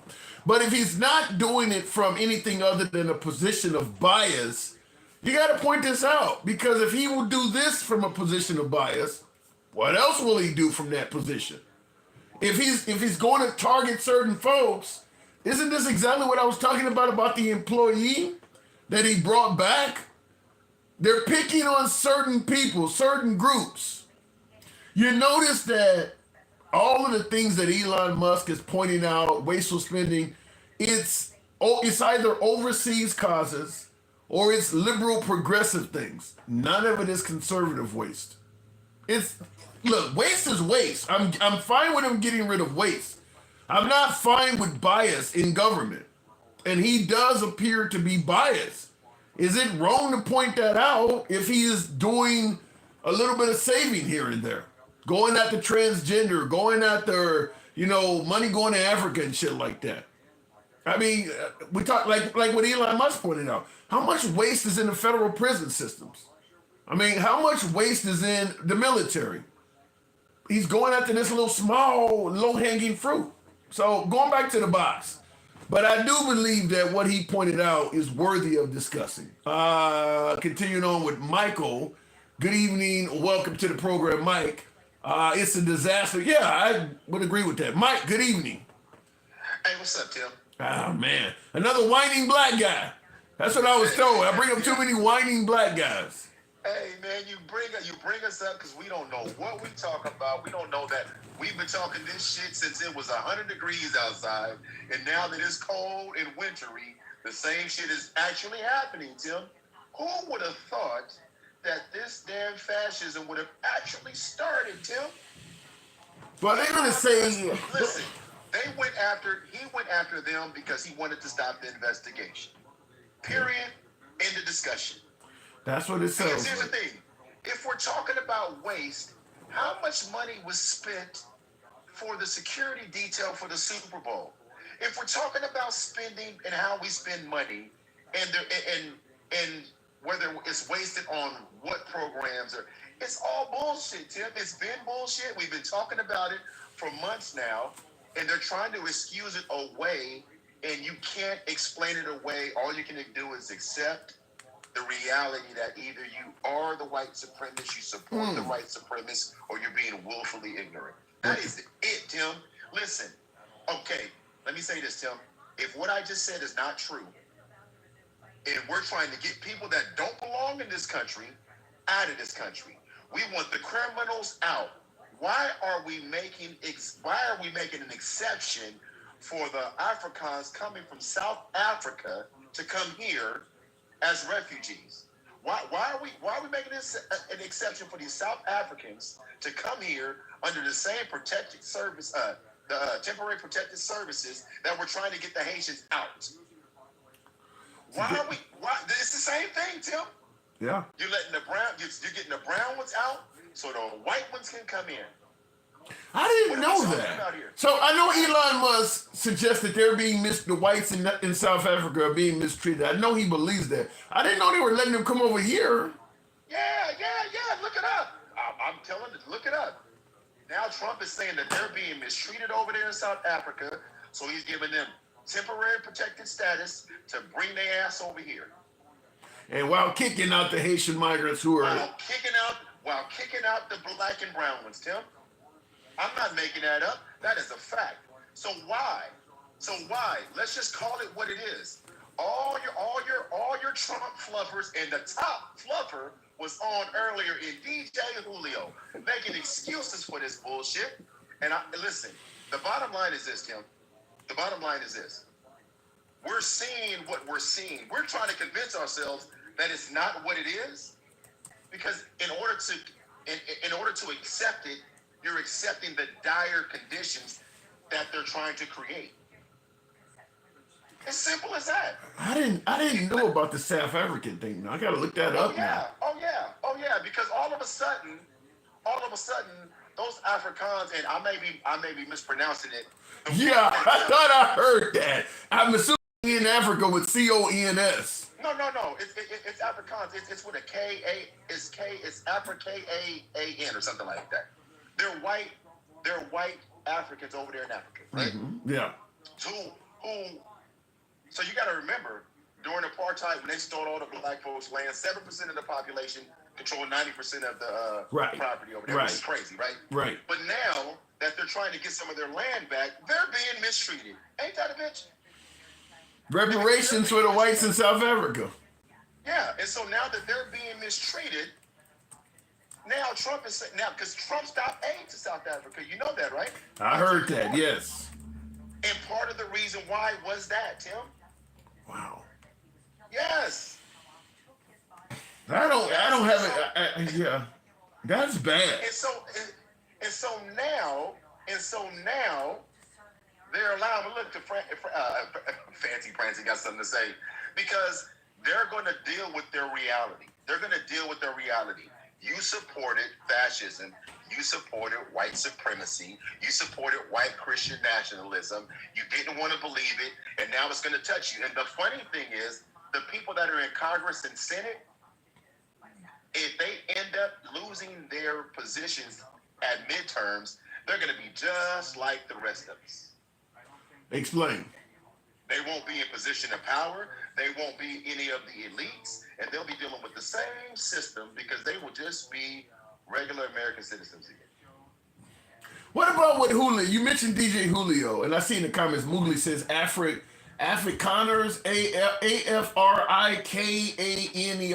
I've not heard U.S. that. President. But man, this is crazy though. And now, go ahead. No, you go ahead. I want to play a clip. I'm hearing this for the first time, but it's in regards to what you're talking about. I'm just really curious to hear how this goes. President Donald Trump's offer to take in white South Africans as refugees fleeing persecution may not spur quite the rush he anticipated. An executive order he signed on Friday provided for resettlement in the U.S. of, quote, Afrikaners in South Africa who are victims of unjust racial discrimination as refugees. Afrikaners are mostly white South African descendants of Dutch and French settlers, some tracing back their roots in the country to the 17th century. But it's not clear they want to flee the place they've called home for hundreds of years. Yeah, why would you want to go? There hasn't been any really bad taking over of land. The people are carrying on like normal. And, what are you going to do over there? That was the response from Neville van der Merwe, a white 78-year-old pensioner living in Cape Town. And he had this to say about Trump cutting off aid to his country. We all know how Mr. Trump behaves, so it's not, why should they do that? Is it being spiteful? Trump is pushing back against a law signed last month by President Cyril Ramaphosa, aimed at addressing the country's unequal land ownership. White South Africans make up less than a tenth of the country's population. But a legacy of the racist apartheid government left 3/4 of privately owned land in the hands of the white minority, after 3.5 million black people were forced from their homes. The new law makes it easier for the state to expropriate land for what it says is the public interest. And we will not be bullied. Ramaphosa's governing African National Congress, or ANC, has defended the measure and accused Trump of amplifying misinformation propagated by AfriForum, an Afrikaner-led group. And even that group, which lobbied Trump's previous administration on their cause, said it was not taking up his offer. We have to state categorically We don't want to move elsewhere. That's AfriForum CEO Callie Creel speaking on. All right, apparently they don't want to do it, but the offer does stand. So he definitely gave them the. I see what you're saying there. I hadn't heard that. Yes, sir. Yes, sir. Yes, sir. So in the comments or these mediocre white team men that always make it seem like we're playing the race card, right? Like we again. It's crazy to me. It's not surprising. But it's crazy to me how they always want to be the victims. These people want their land back. 3 million Africans were misplaced. And now that they want what was theirs back, somehow they're the victims. Well, you know, just like they say in America, that happened, you know, decades ago, and you shouldn't be able to use that as a reason for why you acting this way today. So if a ton of because that would be like the Mexicans or the Native Americans saying they want their land back in the United States. Well, we believe that. Look, that was old. That was then. It doesn't, it doesn't resonate now. The Africans are like, oh hell no, it does. We want our shit back. But in America, we have this belief of what happened in the past. You just have to live with that. But then your slogan is, make America great again. Let's get back to that time. And somehow people that were oppressed in that time, it's crazy as shit, Tim. Well, they're now talking about the golden age. They don't kind of change the terminology. What does going back to because he's saying the golden age a lot now. What the hell does that mean? Yeah, because he's trying to clean it up and trying to make it sound like it's something that is good. And the funny thing about it is if you're not rich, you're going to suffer. You're going to deal with it. You're going to deal with the things. He's not giving anybody anything. The average American is going to lose. White, black, purple, or brown, it doesn't matter. They're going to lose. But wait a minute, why would they lose if Elon Musk is saving us, billions of dollars? Shouldn't that make our lives better? He's not saving his shit. See, here's the thing, Tim. What do you call saving? Savings is something that you can tangibly access for later for yourself, right? A savings. You put money in the savings account. That's what you would think. Savings. That's what you would think. That's what you would think. What he's doing is they're misappropriating funds. They're redirecting funds because no one's going to see a dime. It's going to go from one funnel to the other funnel. That's how the oligarchs get their money. That's how the rich stay richer. They're not. Listen, all these people on your panel or in the comments making it. You're not going to see a motherfucking nickel of this money. And that's my point is that we're giving Elon Musk and Trump credit for cutting waste. In my opinion, if you don't see any of it, it's irrelevant. If all of a sudden your life gets financially substantially, because they're bragging about saving billions of dollars constantly. If you start really living better, then I'm kind of with the MAGA side of the aisle. But if nothing is changing, you still got to have your 2 jobs, you're still struggling to make ends meet, him saving us billions of dollars means nothing. Well, so, and I'm going to say this, Tim. I'm going to say this. Set the money aside. There's not enough money he could save me to set my people back another 200 years. Whoa. There was no dollar amount. Yeah. There was not a dollar amount that would be okay with me to see brown people oppressed or women oppressed. Not a dime. Not one dime. Wow. And so take those 2 things. Now, it's not just about money. Mm-hmm. It's not about money, right? It's about classism. It's about racism. It's about setting people back. And the people that think that I'm spouting or not, these are just facts. These aren't even my real person, because you know how I really talk to him outside this application. But at the end of the day, when I hear it, I know that they don't understand, or they do understand. If you don't understand it, you don't. Tim just played you a clip of exactly what I just talked about. So it's hypocritical to say we're getting people out. And by the way, Tim, some of those people coming from South Africa, some of them are convicted criminals over in South Africa. Some of them are part of white supremacist groups that they're trying to talk about. Well, but the black people are treating them unfair. It's a witch hunt. Yeah. But some of those people are white supremacists, are part of white supremacist groups. Yeah. Yeah, but and some of them are criminals, just like a lot of the criminals they let out of the prisons for January 6th. But we're trying to clean up. I thought we were trying to make it safe. I thought that's what we were trying to do, Tim. I thought we were trying to get rid of the rapists and the Mike, I'm gonna tell you something, Mike. I want you to be wrong so bad.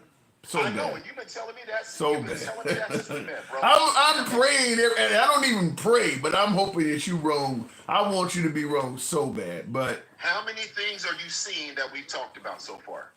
way too fucking many. Way too many, and the sad part is this. People are ignoring this with their blinders. There was a guy on live. Hold on. In the comments, just for shits and giggles, because you said they're criminals. Maddie in the comments says, "How do you know they are criminals?" Because part of the report, and I don't know if it was that clip, but part of the another report that I was reading said that there were white supremacist groups and members that were part of that. Because I was reading. Well, being a white supremacist is not a criminal, though. If they're known white supremacists, why are you bringing them over here? I mean, I'm with you when you're right, but that's not a criminal, though. I'm assuming that white supremacists in South Africa that maybe that's just me, Tim. White supremacists in South Africa have been taking part in criminal activity in South Africa. See, here's the thing. No, that ain't always true. I mean, It's not always true, but you know what, Tim? You know what I'm gonna do? What? I'm gonna use my life experience that tells me this. If an administration is bringing white supremacists over here, they're not bringing their best. Yeah. And I'm gonna default to their criminals because I'm not defaulting that they're coming over here to help me.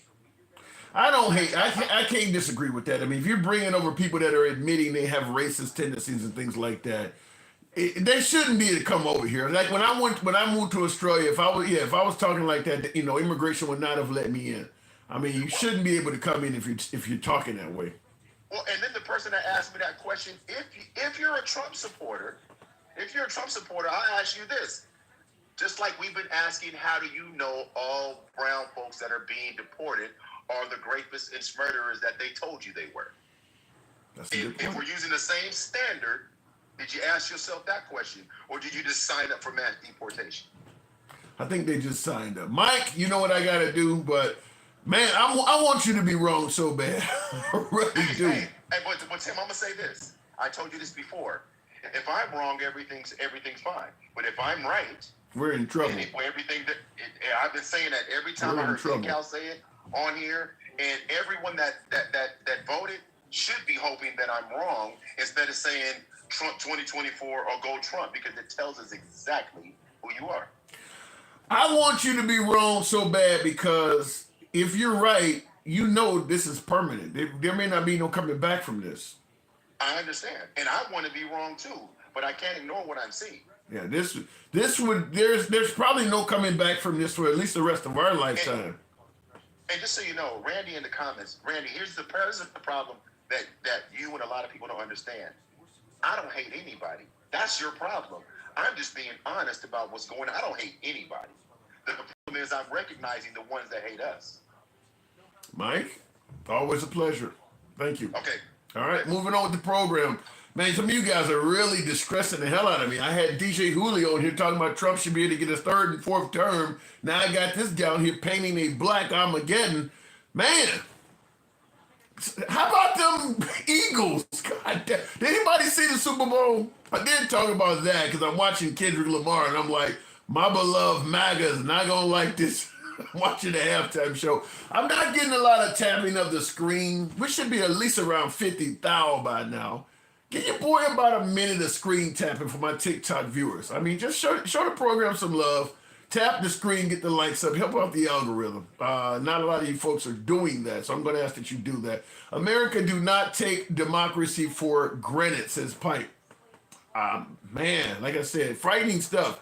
Lee and I own a union drywall company. I am forced to use brown people to appease the union. Terminating very qualified white men. It's bullshit. Here's one of the things I don't, in regards to that comment. You're saying you run a company, and to appease the union, you're hiring basically unqualified black people so that the union is happy. Here's where I'm not a fan of the whole DEI thing. There are unqualified white people that do jobs as well. They're never called DEI hires. I mean, fact is, as an employer, sometimes you just pick the wrong person for the job. That's it. This is not the best person I could have picked. Maybe he didn't live up to his resume or something like that. It ain't always about DEI. If an African American or Hispanic or a woman, or in some cases even a disabled person or LGBTQ does a poor job, everybody think they only got that job because of their condition. Nobody says that about a white guy. I'm assuming that's not racist, but it certainly ain't from a standpoint of equality. We see cops on the floor. Just the other day, by the way, I'm not going to bring the clip up because it probably would cause a copyright issue. Because some of you folks may watch Active Self-Protection. It's a channel I really enjoy watching. Shows a lot of self-defense encounters and gives you lessons. Talks about, police chases and things like that. Showed a police officer reaching somebody's pocket to disarm the guy and shot him in the leg with the gun. His own gun. Nobody called her a DEI. When white guys are out here doing things they shouldn't be doing in the name of law and order, nobody calls them DEI. It's just a bad hire. He just ain't trained. He's just the wrong person for the job. Nobody says he got the job because he's white or because he's a white man. So why do we automatically assume that when a person of color or a woman gets a job? Like I said, I'm not saying it's hate, but there's some bias in there somewhere if you sift through that. There is certainly some bias in there somewhere because we're not saying it about one group and we're saying it about another. Via executive order, South Africa is just the start, says Will G. So bringing over South African refugees, you're saying that's just the start. Wow. Paul Warner says, I know I will believe anything this caller says, referencing my last caller there, Mike. Will G says it's golden shower. I don't like the golden shower, Will. I don't like the golden shower. Yuck. That's some P. Diddy type shit. Let me make sure we're ready to go back to the show. Thanks some of you folks that are tapping the screen. I do appreciate that. In the South, it's the Good One Boys Club. Hopefully they keep that deep, deep rural South. It's not just DEI, it's DEIA. The A is for accessibility, like wheelchair ramps in sidewalks and braille on elevator buttons or any accommodations to help people work. Yeah, I get your point. I'm not disagreeing with it, but DEI is slowly becoming a dog whistle for one particular group of people, in my opinion. When that plane crash went down, and Trump is on television within 24 hours, they're still pulling bodies out of the river. And he's talking about DEI. I didn't think about it being a handicapped person. My guess, and I had a show that night. My guess was there is either a black person or a woman that's involved in this crash. It's not going to be a white guy. We know that. So like I said, there are people that are working throughout our daily lives in jobs they should not have. Maybe they got it because their dad used to work there. Maybe they got it because their mom used to work there or something of that nature. I don't like the idea of automatically assuming that a person of color who failed at a job or a woman that failed at a job only got it because they're a person of color or a woman. Well, like I said, we know damn sure we are never going to say that about a white person. Even though a whole lot of them get a job because they're white too. That's where it looks like it starts to become biased and racist. Going back to the box though, real quick before we continue on. Dumbest thing you said. DEI can't equate to white guys. They are a minority. Duh. Then what is it called, Chris? Toy baller? And I'll ask you folks in the comments as well. If a person that does not have the qualification get a job solely because they're white, what is that called? Chris, you can lead the response. What is that called? We know it happens. If a white man gets a job solely because he's a white man that he's not qualified for, what is it called? Let me know in the comments, Chris. I'd love to know. My guess is you might not want to answer that one. Look it in the comments. People who get jobs they don't deserve all across the board. And that is 100% true. Wasn't it Felicity Huffman? Beth says president. Damn.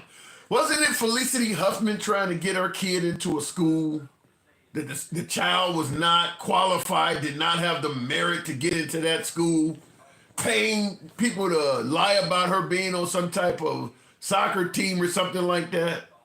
You think that white America don't have a history of doing that shit? And if she got into the school without having the proper merit, guess what was going to happen when she graduated?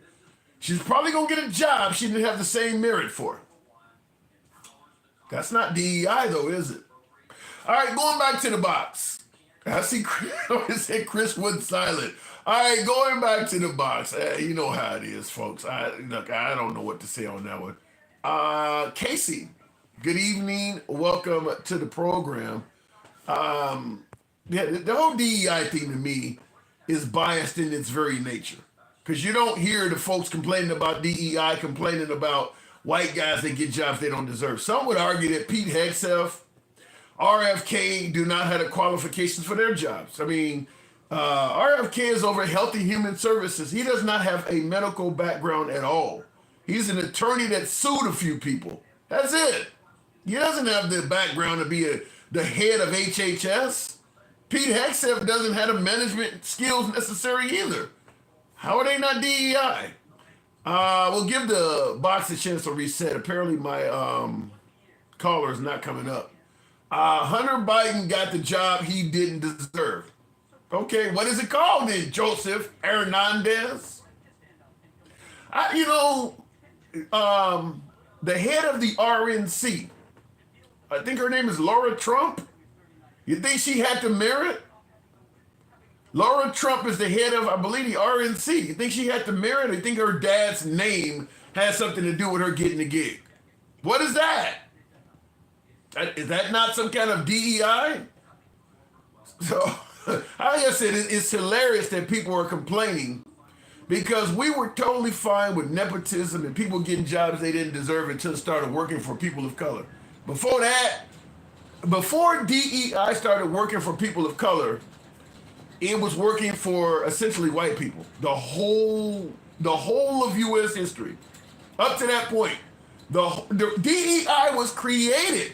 It literally was created because that is what was happening, and then we had a problem with it. Think about it. When did the first person of color win a Grammy, win an Oscar, win a Tony? You think no actor, no singer had any merit at all back in the day when it was only being won by white people? Is that not DEI? Is that not some type of ostracizing? I think the night was about the 1980s or so before some of the people of color started winning some of those awards, even though they were in movies, they were putting out music and all of that. It's crazy. It didn't have an issue with it until people of color started benefiting from it. Laughing my ass off. Have you never heard of Burisma? Yes, I did, Joseph Hernandez, but until Hunter Biden is convicted, which he won't be now because of the pardon, it's just an allegation. It's just an allegation. Hunter Biden has never been convicted of anything in connection with Burisma. I understand you think he's guilty of sin, I get it, but legally, there's nothing there until he gets convicted. When they take our tax money to give people jobs they don't deserve, yeah, that's a problem. They've always done that, though. They've always done that. That ain't something new. Like I said, you think that white America was not getting jobs that were being assisted by tax money? Like I said, it didn't become a problem until people of color started benefiting from it. I'll go back to the Trump is a trust fund baby, somebody says. Trump also. Merit didn't get him where he was. I mean, he had a huge head start. He got in the Wharton School of Finance. All of that, you tell me none of that came by nepotism or anything, huh? He just earned all of that. Let's try Catherine Fox. I don't know what's going on with the box. We'll try it again. Good evening, Catherine. Burisma is not American, so it doesn't matter. It's another argument to make. Trump is DEI. I mean, Trump is a successful businessman. I know a lot of people disagree with me on that. but he had a huge head start. Trump's head start was so great. I would not be surprised if many of you folks were billionaires if you had the same head start. I mean, he said, I got $1 million loan from my dad. How far back did he get that $1 million loan? What would that amount be if you adjusted for inflation? He got a whole lot of money from his dad. Not to mention, people were going to open up doors and do business deals with him too because of his dad. So he is a successful businessman, but he got a huge, huge head start. The box is problematic. I don't know what's going on. Let me try it again. I'm trying to bring up guests, and I'm having some trouble.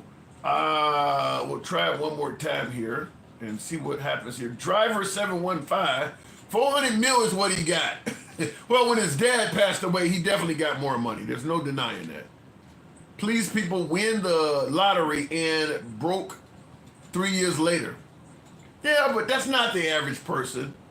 I mean, you're saying that Trump got $1 million loan from his dad and that's nothing special because people win the lottery and they're broke 3 years later. Yeah, but how many Shaquille O'Neals come out of the NBA and actually get wealthier? They don't all go broke. That advantage means something. So you're trying to tell me that the money that Trump got from his dad is meaningless because people go broke when they win the lottery. I think you're picking an extreme to make a point. Yo, Tim, you guys, okay, I'm trying to see what's going on. We'll go with you. I don't know why the box is not letting me bring up guests. I got to wait till the box resets again. Damn. But while it's resetting, thank you folks that are tapping the screen, a few of you that are. Sidney Poitier won 2 Oscars in 1960s. He was loved by white people. Yeah. And that's what I'm saying, though. He won 2 Oscars, and then I think there was this huge gap where no African Americans won again. I think the Grammys were even later. I'm just simply saying, we know when it comes to the Oscars, the Tonys, the Grammys, MTV did. I think Michael Jackson was the first person that got a video on there.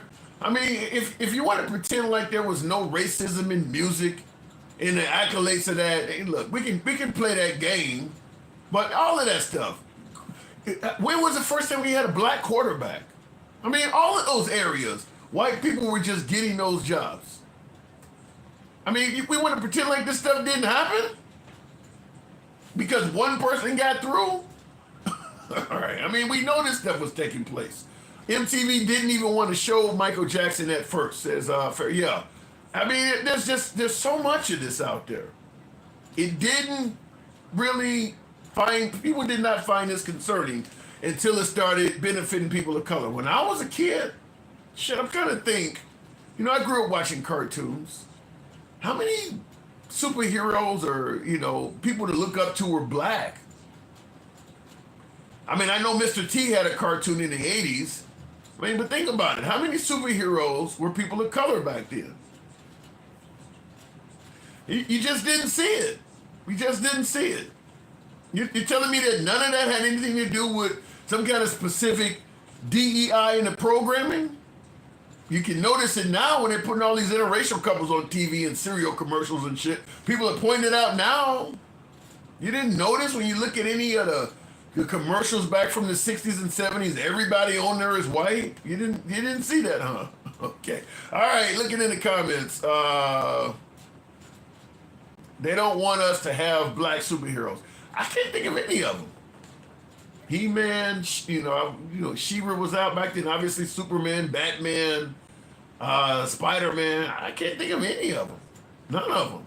You had like Fat Albert, which is obviously not a superhero. I mean, I can't think of any of them. There was nothing to look up to on there. Let's try it again. The box is really not playing with me today, huh? Stick, Darula. The one you're looking for, Shazam. I don't remember Shazam that much. Good evening. So let's not speed past what you just said, right? Back then, the only person we had that was black was the Green Lantern, right? And then going forward, after that was probably the Black Panther. It was just in cartoons. It wasn't on the TV screen like it was with Superman and Batman and Joker and all that stuff. Okay, so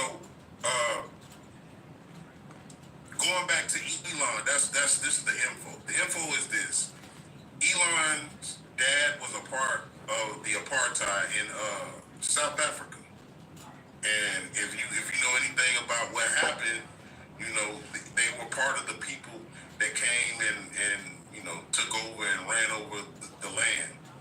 You know what I'm saying? And enriched themselves with whatever the resources were that they were taking. And so that's why they have a pass with coming over here, right?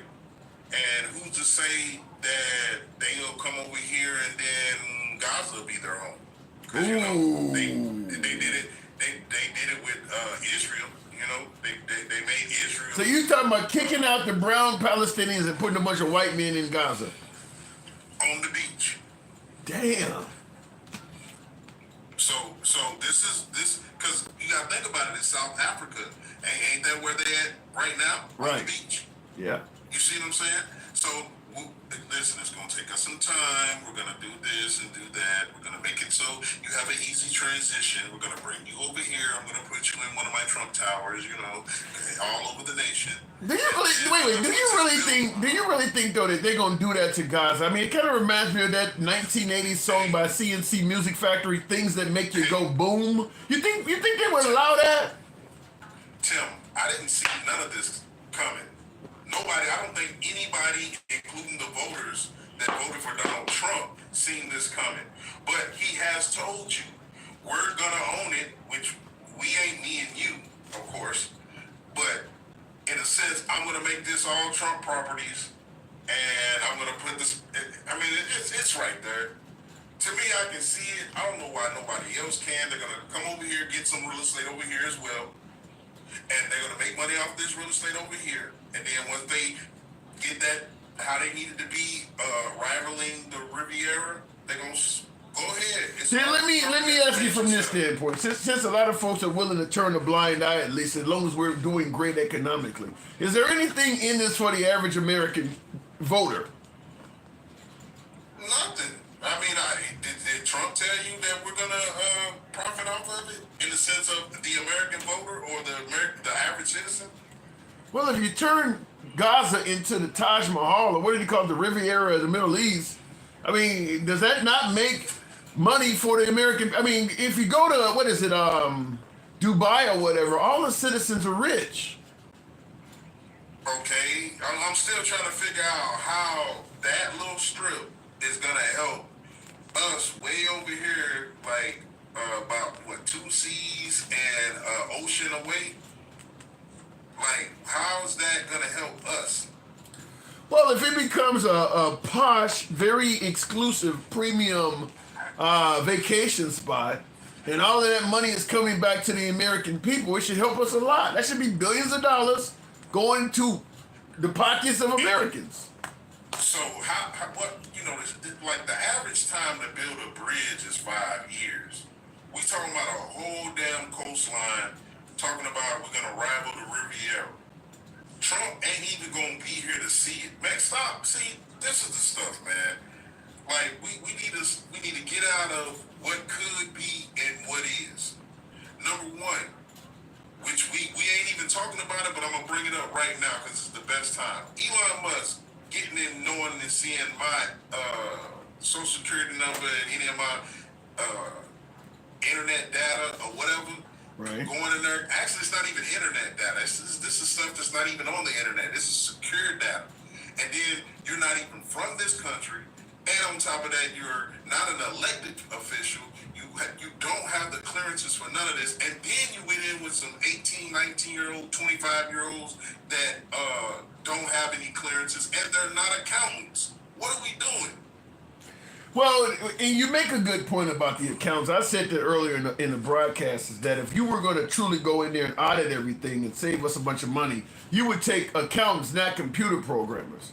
That does look kind of fishy. Like, why don't you have accountants with you? Why are you going in there with computer programmers? You should definitely go in there with accountants like Obama, who actually wanted to straighten out what the banks had going on. Do you remember that? Obama going and telling the banks, hey, you ain't finna keep hitting people with all these late fees, and Wells Fargo had to send people their money back and this. Man, listen, when you're trying to help people, you will see results. We've seen results. And guess what we also seen? We seen the economy come back. We seen him get a hold of the national debt, all sorts of stuff. We've seen results. But it's quiet because that's the wrong side. I don't Even think though he did right by the country, it's quiet because that's the wrong side. Yeah, and you know something. It's interesting you say that because I don't think results are what people are looking for. Like Creed on YouTube is saying, "I can't wait till he cuts food stamps." I think the issue is not that they're looking for some great benefit of the cuts that Trump is doing or Elon Musk is doing. I think the win is in sticking it to the liberals and left-wing causes. If you can stop money from going to LGBTQ causes, money from going to liberal causes, I don't care if I don't get any of it. As long as you stop it from going to people that I don't like, I consider that a win. And I think that's all he needs to do is just tell them what they want to hear in regards to who he's sticking it to. They don't care if they get a penny of it, just as long as the people I don't like don't get it. Well, I agree with that wholeheartedly, Tim. And this is the thing too. You know, I hate to say it this way, but I just have to. They believe in Santa Claus.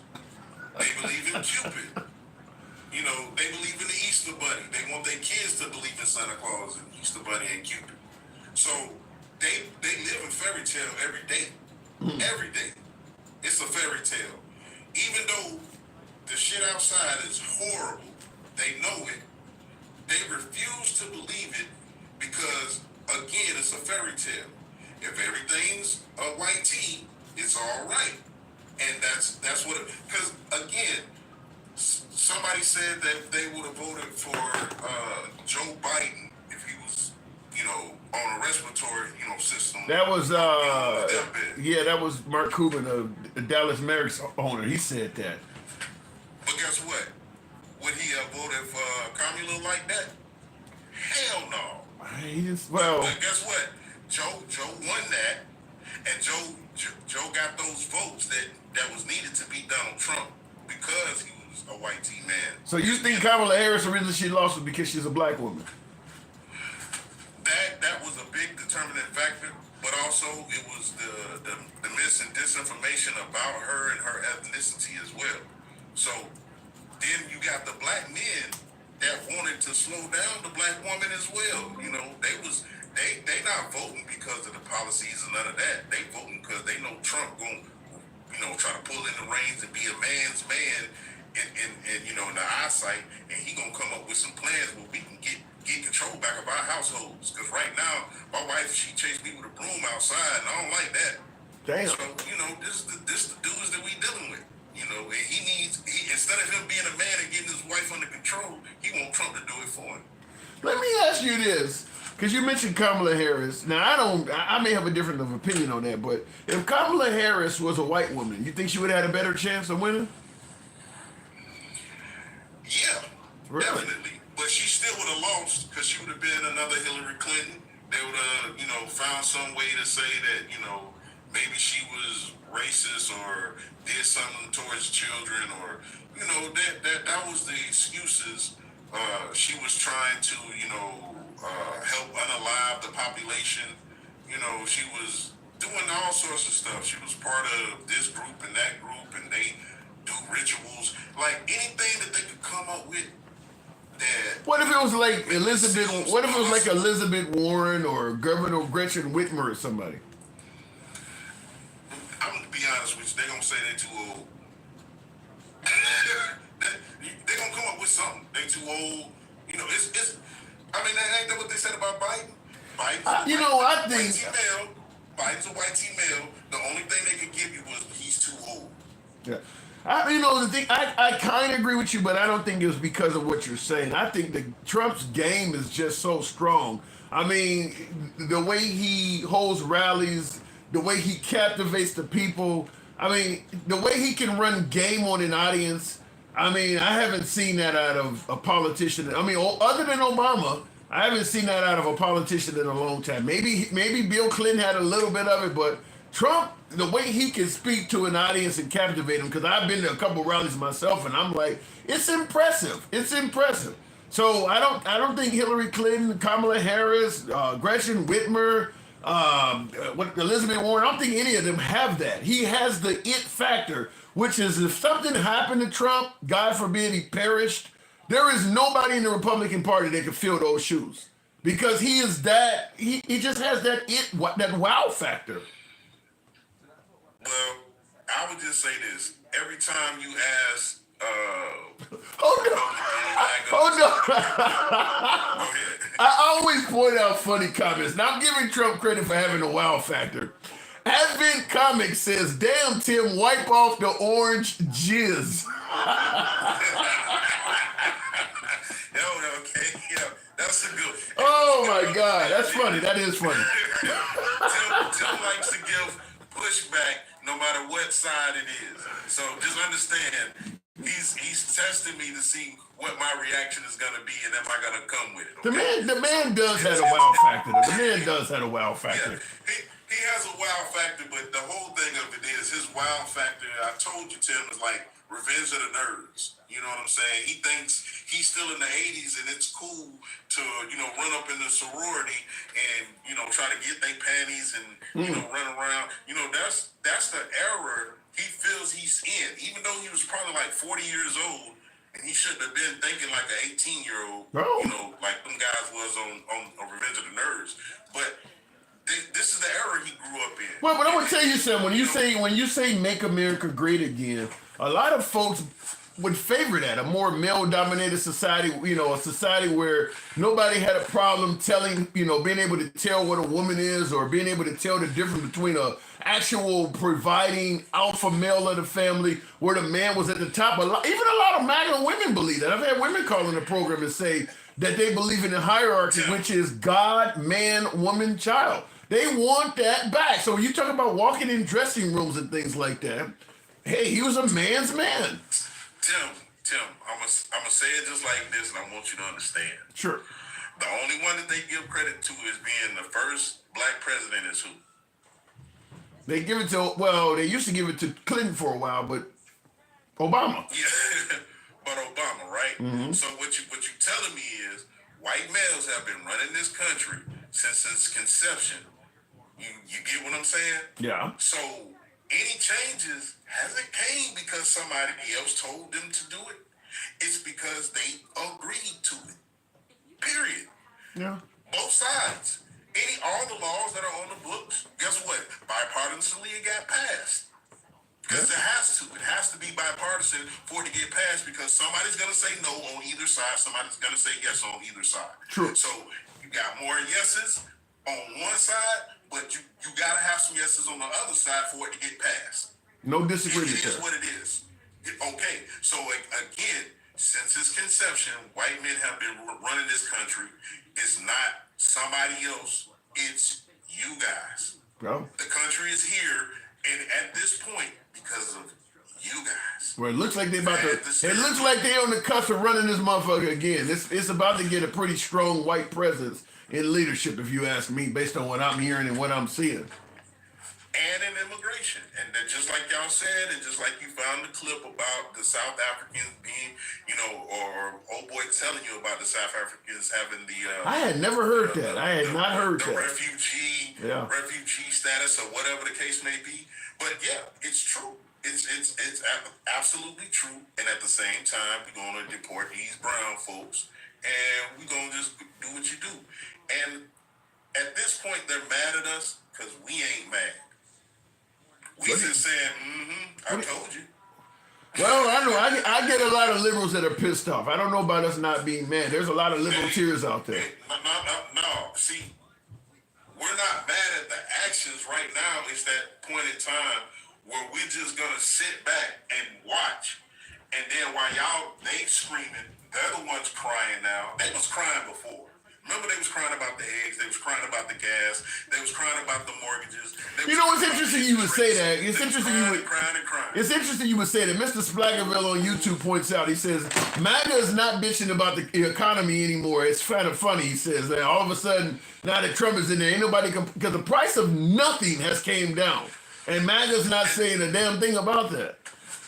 And that's the point. And that's why we ain't saying shit about it. We gonna sit back. We're gonna let y'all, go through it. We're gonna let these, farmers that voted for Trump and they feeling it that he ain't subsidizing them no more, and they about to lose they whatever to the big corporations. Hey, you voted for it. It is what it is. Oh, eggs is high. Okay, and everything's been high for us. I don't think they care about that though. But I told you, Stick, as long as he's sticking it to the liberals and hurting causes they don't agree with, they're okay with the higher price of eggs. Isn't that what he even said? Is that, Americans may hurt a little bit with the tariffs, but they'll understand. And you didn't hear MAGA say anything. So I don't think it matters. Last thing, Tim, the guy that came up here, or maybe he was talking to another live, I can't remember. But it was this live. I'm sorry. He said that he didn't care that the guy was racist as long as he's saving me money, right? AJ in the comments said that. I see him in the comments saying MAGA forever. He's black MAGA. He said the same thing. So, and that's cool and that's fine. But where this ties into you may not save any money, it's just like they did all those reports about black folks getting charged more interest rates or higher interest rates on the house, or devaluing your house because, those people are racist or whatever, or have racist tendencies. And then also, racism is a system. And if they're a part of, I can come and appraise your house and give a low appraisal to a white person versus giving a higher appraisal for a white person on their house versus coming to a black neighborhood and giving me a lower appraisal, even though my house is basically the same. Yeah. So these things affect people in ways where right now he can't see it. He's just saying, as long as it's as long as it's saving me money. But where's that money going? Where is it being spent? Well, like I told you, how did he come up with that figure that the Democrats was the ones? Just the Democrats. I think he's saying what people want to hear, and that's all that's necessary. But I got to move it on, Stick. I don't think they care if they ever see a penny of it. As long as he's sticking it to the liberals and the causes they don't agree with, that's kind of all they need to hear, even if they don't see any of it. Big facts. All it is I want to be angry at somebody, and I'm pointing at them, and that's what we get. All right. Appreciate it, Stick. Thank you.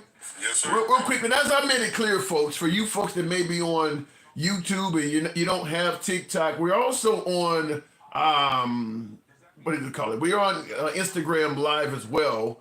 So you can certainly go there as well. Same thing to Handsome Liberal on all of these platforms. We don't block, ban, or censor. So I want to make it clear, doesn't matter what your opinion is, doesn't matter if you're critical of the host or anybody else on the show, we believe in free speech. So understand we'll give you plenty of time to get your point across.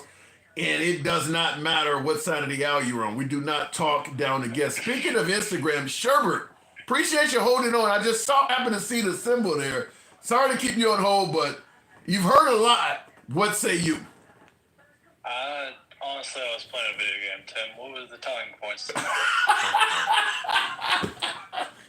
Well, Elon Musk, we're talking about him first of all. Do you think he's qualified? No, God no. Why not? I mean, he's qualified to be an engineer, and he's qualified to run a couple of things, but he doesn't understand the intricacy of our system, because if he did, he wouldn't cut Meals on Wheels. Damn. Yeah, the thing, and that is something that he is cutting a lot of programs that people feel that, like, why would you cut that? Tim, one of my exes works for NOAA, the people that map all of our harbors. The weather, She was telling me, not just the weather, all of our ports have to be mapped after every major storm, or else countries won't sail into our docks, into our harbors. So when trade comes to a screeching halt when they get rid of NOAA, that's going to be an interesting point. Why the hell would he get rid of NOAA? It's extra money. It doesn't matter if it's science. And before you continue on, Will G says he put them in there to make things seem not really what they are. They are going to make things disappear and prop disinformation. I mean, I definitely can see a campaign of propaganda and disinformation coming if we only have one side in there. But so you kind of say that Elon Musk is not qualified. I'm kind of in the same boat where I don't like the fact that he does seem to have, okay, let's say he was qualified. Let's say he is qualified. I see it from a position of bias. I mean, notice they're not finding any waste, conservative type waste. It's all overseas, Africa or liberal causes. I mean, it seems like it's biased in its nature. It's pretty clear that it's bias. I mean, you can see, if you're looking at it rationally, there's liberal bias and conservative bias, but they're going at it with a sledgehammer. It doesn't matter to them. Especially Elon Musk, it's all profiteering. He's part of the swamp. He's making a new swamp. And how do they not see that is the funniest part to me. Can we bounce back from this? Oh, it's going to take years. I mean, probably in my head, like 10 years, we might get back from all of this damage, but it's going to take a long time when you destroy a system. And we send our troops off to, all over the goddamn world to take over the planet now, according to Trump. No new wars. Yeah, that's an interesting point. Whatever happened to, we're not going to send money overseas. We're going to focus on America first. We're not going to get involved in new wars. He seems, how many countries is he threatening right now? Canada, Greenland, Panama, Gaza. Am I missing something? Send money across the world, but let's also rebuild all of Gaza and level it, start over, and somehow that's not going to cost us any money. In the 4 years Trump's going to be here, he'll be probably dead before anything can really be made out of that in his perfect vision of it. I'm hearing rumors that there's a hell of a lot of MAGA that would be okay if he was around for a little bit longer than 4 years, though. And I've told you I'm going to be there at the Capitol when that happens. I guess you're gonna play the role of Ashley Babbitt. I am never going to be doing anything that would get me arrested, but I will absolutely be there to be one of the people protesting that shit. Yeah, well, I can guarantee you, Trump will make sure the National Guard is there for that event. I mean, if they lock me up, 3 square meals a day. Let's see with his economy. Well, they can lock you up and send you to El Salvador, At this point, it's all fear-mongering, Tim. I mean, they're going to do what they're going to do, but if he goes for a 3rd term, I'm going to be there. That's the only point I can say for confidence. What if he goes for a 3rd term, but what if it's Congress approves it? What if Congress... No, I'm still going to be there. That is one of the founding points of our entire goddamn system, is that you only get 2 terms. You can't have a dictator when you only have 2 terms, 8 years. But you go for 3. I don't care how they structure the system. If they went toe-to-toe with Obama, he would lose. But they wrote it up in this perspective that they put up, that it couldn't be Obama versus Trump. It could only be Trump because he's the only person living that has done this situation. Get fucked. We can't play by this system. I will be there protesting if they're trying to get him in there for a 3rd term. Yeah, and to me, I shouldn't have gone awful at heart, but I'm not a fan of letting any president enjoy a 3rd term. But then when you specifically write the language up so that it can't apply to somebody who served 2 terms, then it looks real corrupt. I mean, we don't want to take a chance that Obama may come back up, so we're going to add some clauses in there so he can't run. Then it looks real bad. This way. Huh? Let me jury-rig it this way in the terms and services here. Yeah, and that's what it looks like, is that it's being rigged. I mean, if you think you're the best and you're so great, why are you preventing this guy from running? There's no excuse to do that. They don't want to play on a fair playing field.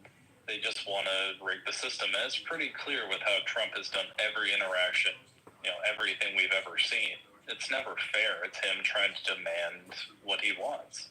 So if he's... Okay, that's one way to do it, but that's not the American way. Then why the hell is he winning so much? I just did a video on the CBS poll just yesterday. The guy's poll numbers are at 53%, which is the highest they've ever been. Why is he doing so well if he sucks so much? he's really good at media. Yeah. If you're not paying attention, I work a full-time job. I kill myself working. If I had a job where I couldn't pay attention to YouTube and understanding what's happening going on around the world and listening to you and other perspectives, then I wouldn't know half of this, and then it could just slip right past you. Catfish. So Right.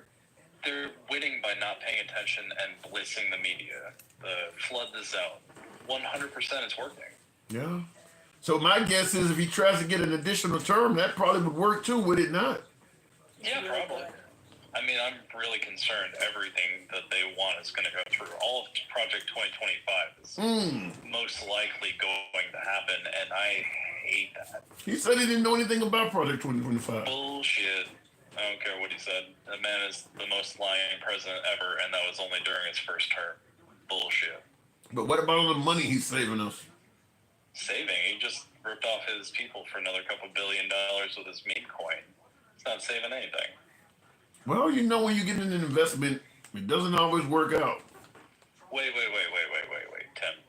Let's not forget that he put our national debt 3 or 4 times higher than it had ever been within the first 4 years. How much money is he going to save us to get us back to before his first term? I would love to hear anyone talk about what that time frame is. With reasonable, not, the tariffs are going to pay for everything. Where's the money coming from that you're going to get us back before his first term? Well, if you start taking over as many countries as he's claiming he's going to do, we would be a very powerful nation, would we not? He's talking about starting Powerful is not no debt, Tim. Huh? We would go into more.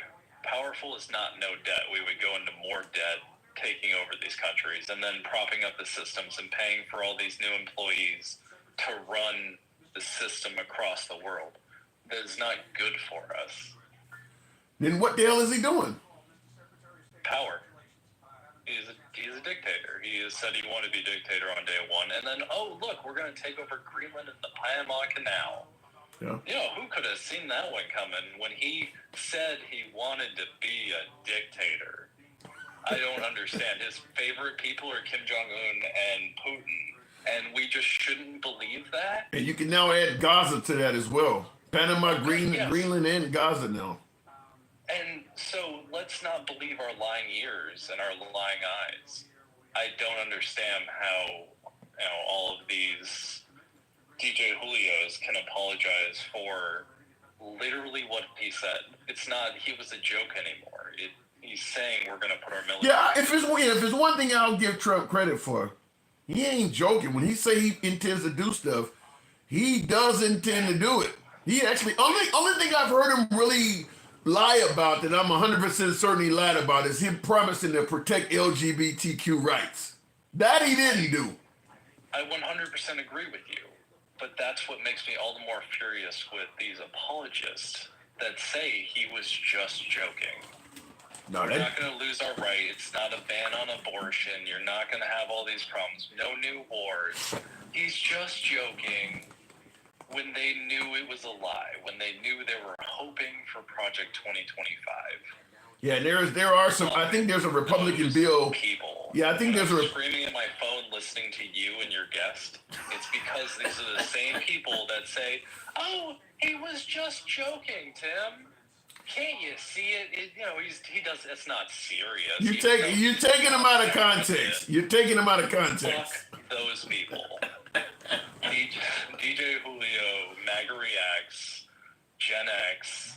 I'm sure they are nice people in their normal lives, but when you overlook everything and we're going to shut down all our harbors when they take away our systems?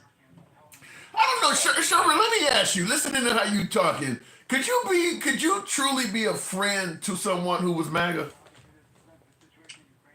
Yes and no. I could be a work friend, but a true, I'm going to have a beer with you and sit down.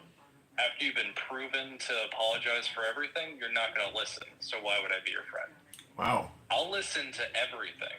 And I have been listening to everything, and it's always bullshit when they come back at it. Whenever you ask them for proof, it's always, oh, these child molesters, oh, we can't listen to them. They're drinking the blood of children. Like, what? can't you give me a real logical answer? Like, Kamala had the business credits and the child tax credits, and we were going to have a system. And now it's just, deport everybody, fuck your feelings again, now that Trump is the one in control, even though he's the littlest bitch of all presidents we've ever had. I'm assuming you don't like Trump. Have you listened to him whine for the last 8 fucking years? But you gotta admit, the last few months, he been doing a hell of a lot of winning, though. He been winning. Oh, good. So now we have a change of name for the Gulf of America. Yeah. And he set up a new parade over that. I went on Google today. And I did just a Chicago to Biloxi map to see, so I could zoom in on the Gulf and see if they changed the name. It does say the Gulf of Mexico now if you go to Google Maps. So let's compare the infrastructure program and rebuilding all of our bridges accomplishment over, let's rename a body of water. And literally, let's get rid of Black History Month, but then let's make a national holiday of the renaming of the Gulf of America. That makes sense, right, Tim? That's not, at all biased at all. He doesn't like Black History Month. I think that's pretty obvious. But he doesn't want history. I mean, he's the man who had Mein Kampf in his dresser drawer, told by his dead ex-wife in a, what do you call that when you're being talked to by the lawyers? He's talking about like a non-disclosure agreement or something? What are you talking about? No, I think she was suing Trump during divorce and, under oath, talking to lawyers, she was talking about how... Like arbitration? I think so. But when the Trump lawyers are trying to depose you and they're asking questions... Yeah, he said deposition. Yeah, I see in the comments somebody said deposition. Yes. Yeah. She was in a deposition and said that in his nightstand, Mein Kampf was in there. And okay, she died pretty close after, and he got a tax credit on his golf course for burying her on that property. Yeah. I don't see how this is a good thing. I don't see anybody could convince me that he's a good person after that. Well, he is our guy. Anything Biden, what did Biden do? He was a Christian-going Catholic man, went to church every Sunday. He was a little creepy when he smelled people. I didn't like that. I don't like Biden. But tell me what he did, other than a couple of small things, over horrible things that Trump did. And it's always nonsense I get back from Trumpers. Well, the thing about it is the stuff you're calling is horrible from Trump is what they view as very favorable. So that's the difference. I mean, serious. If I told you to name 5 things that Trump did that's horrible, they're going to like all 5 of those. That's disappointing. Just tell him. That's how it works. All right, Trevor. Would I be their friend? Huh? I'm going to say no. When you say, would I be their friend, I'm going to say no because we can't agree on those 5 basic tenets. It's a good way of putting it. Appreciate you holding on, man. Good talk. Have a good night. You too. Thank you. All right, moving on with the program. And he dropped. Thank you. Some of these things are illegal. You have to tell me which one's T-Mac. Unfortunately, the next one will be a marksman. This is America. Are you suggesting that somebody's going to put a bullseye on Trump? I mean, I think maybe he might realize that some of the things he is doing is very unpopular to millions of people and might not put himself in a position where that can happen, where he may stay behind the scenes. I mean, I'm assuming a lot of dictators like Kim Jong-un, he got multiple decoys. Same thing, Saddam Hussein had multiple decoys. I mean, I hate to bring Adolf into the conversation, but Adolf, it is what it is. Adolf had a bunch of attempts on his life. We have to de-blackify, de-wokeify the House for an honest appraisal. That is true. ABC News did a special about a black couple that had their home appraised and got a very low appraisal. And as Will is pointing out, de-blackified, de-wokeified their house, took down all their pictures and everything, made it look like a white couple where a white family was living there. And they got a higher appraisal. And that's in modern times. That ain't hundreds of years ago. It's not even decades ago. And as I always bring up, when people say, look, racism ended a long time ago, and it happened to me. Something similar to that happened to me. I used to own a number of properties on the south side of Chicago. With properties come mortgages. But I was making good money, had 20 plus tenants. Thought I was doing pretty well. Was living the American dream, had a nice little whip, nice car, could take a vacation anytime I wanted to. Plus, I had my own day job as an engineer. I was doing all right. Thought I was doing good. No racism in sight. All of a sudden, I get a letter from some attorney, some law firm. I don't even remember which firm it was, but they told me that I had the option of being involved in a class action suit. Turns out Fifth Third Bank was intentionally giving African American mortgage lenders a higher interest rate, and I was one of them. No clue, had no idea that I was paying more money for a mortgage than somebody would have if they were white. So you can be involved in this shit and not know about it, because you gotta assume if a person was getting a lower appraisal on a home simply for being black, there was no way for them to know about that. So you gotta assume you would get away with it on a lot of people. I mean, I had 5 different properties. I had like 3 duplexes, and I had, a single family home and all that stuff. That stuff was mortgaged through different companies. So I don't know if one of the other mortgage outfits was doing it. There's no way to know. I don't have the data to make the comparison. So it came by way of a whistleblower. I believe Toyota Financial, now Fifth Third Bank did it to me, but I believe Toyota Financial also in the 2000s. We're not talking years ago. We're talking about in the 2000s, in our adult lifetime. Toyota Financial was another one that had to pay out a huge settlement because they were giving lenders for auto loans different rates based on skin color. So Toyota Financial done it as well. You gotta assume they're not the only ones. They're just the ones that got caught. Looking in the comments, Kamala was as much as a puppet as Biden. Says alien organism. Damn, that's a hell of a name. Kamala Harris as much as a puppet as Biden. Look, every president that comes along, at least in my lifetime that I can think of, with the exception of Trump, has been called a puppet. Biden was being a puppet for Obama. Bush was a puppet for Dick Cheney. Obama was a puppet for the Clintons. Bill Clinton was a puppet for his wife. Every president that comes along is a puppet.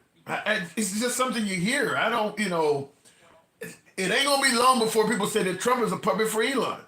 So I can't really work with the puppet thing because everybody says that. Now, Kamala Harris, if I was going to believe a president was capable of being a puppet, I would probably see the light on Kamala Harris a little bit, because I could see Nancy Pelosi and maybe even the Obamas controlling her to some degree. Maybe.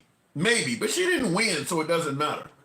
But she did not win, so it does not matter. But I could see a possibility. But if you have the purse strings, if you're in control, how long you gonna let people control you when you know you don't have to listen to them? So I can't imagine somebody being a puppet for all 8 years, unless you're really doing a lot for their campaign. Now, Nancy Pelosi could raise her ass off. When it came to raising money, there's probably not many Democrats that raise more money than Nancy Pelosi. So maybe I can see in that case. Will G says, what did the media say is something you look at from a distance? That's MAGA to deal with.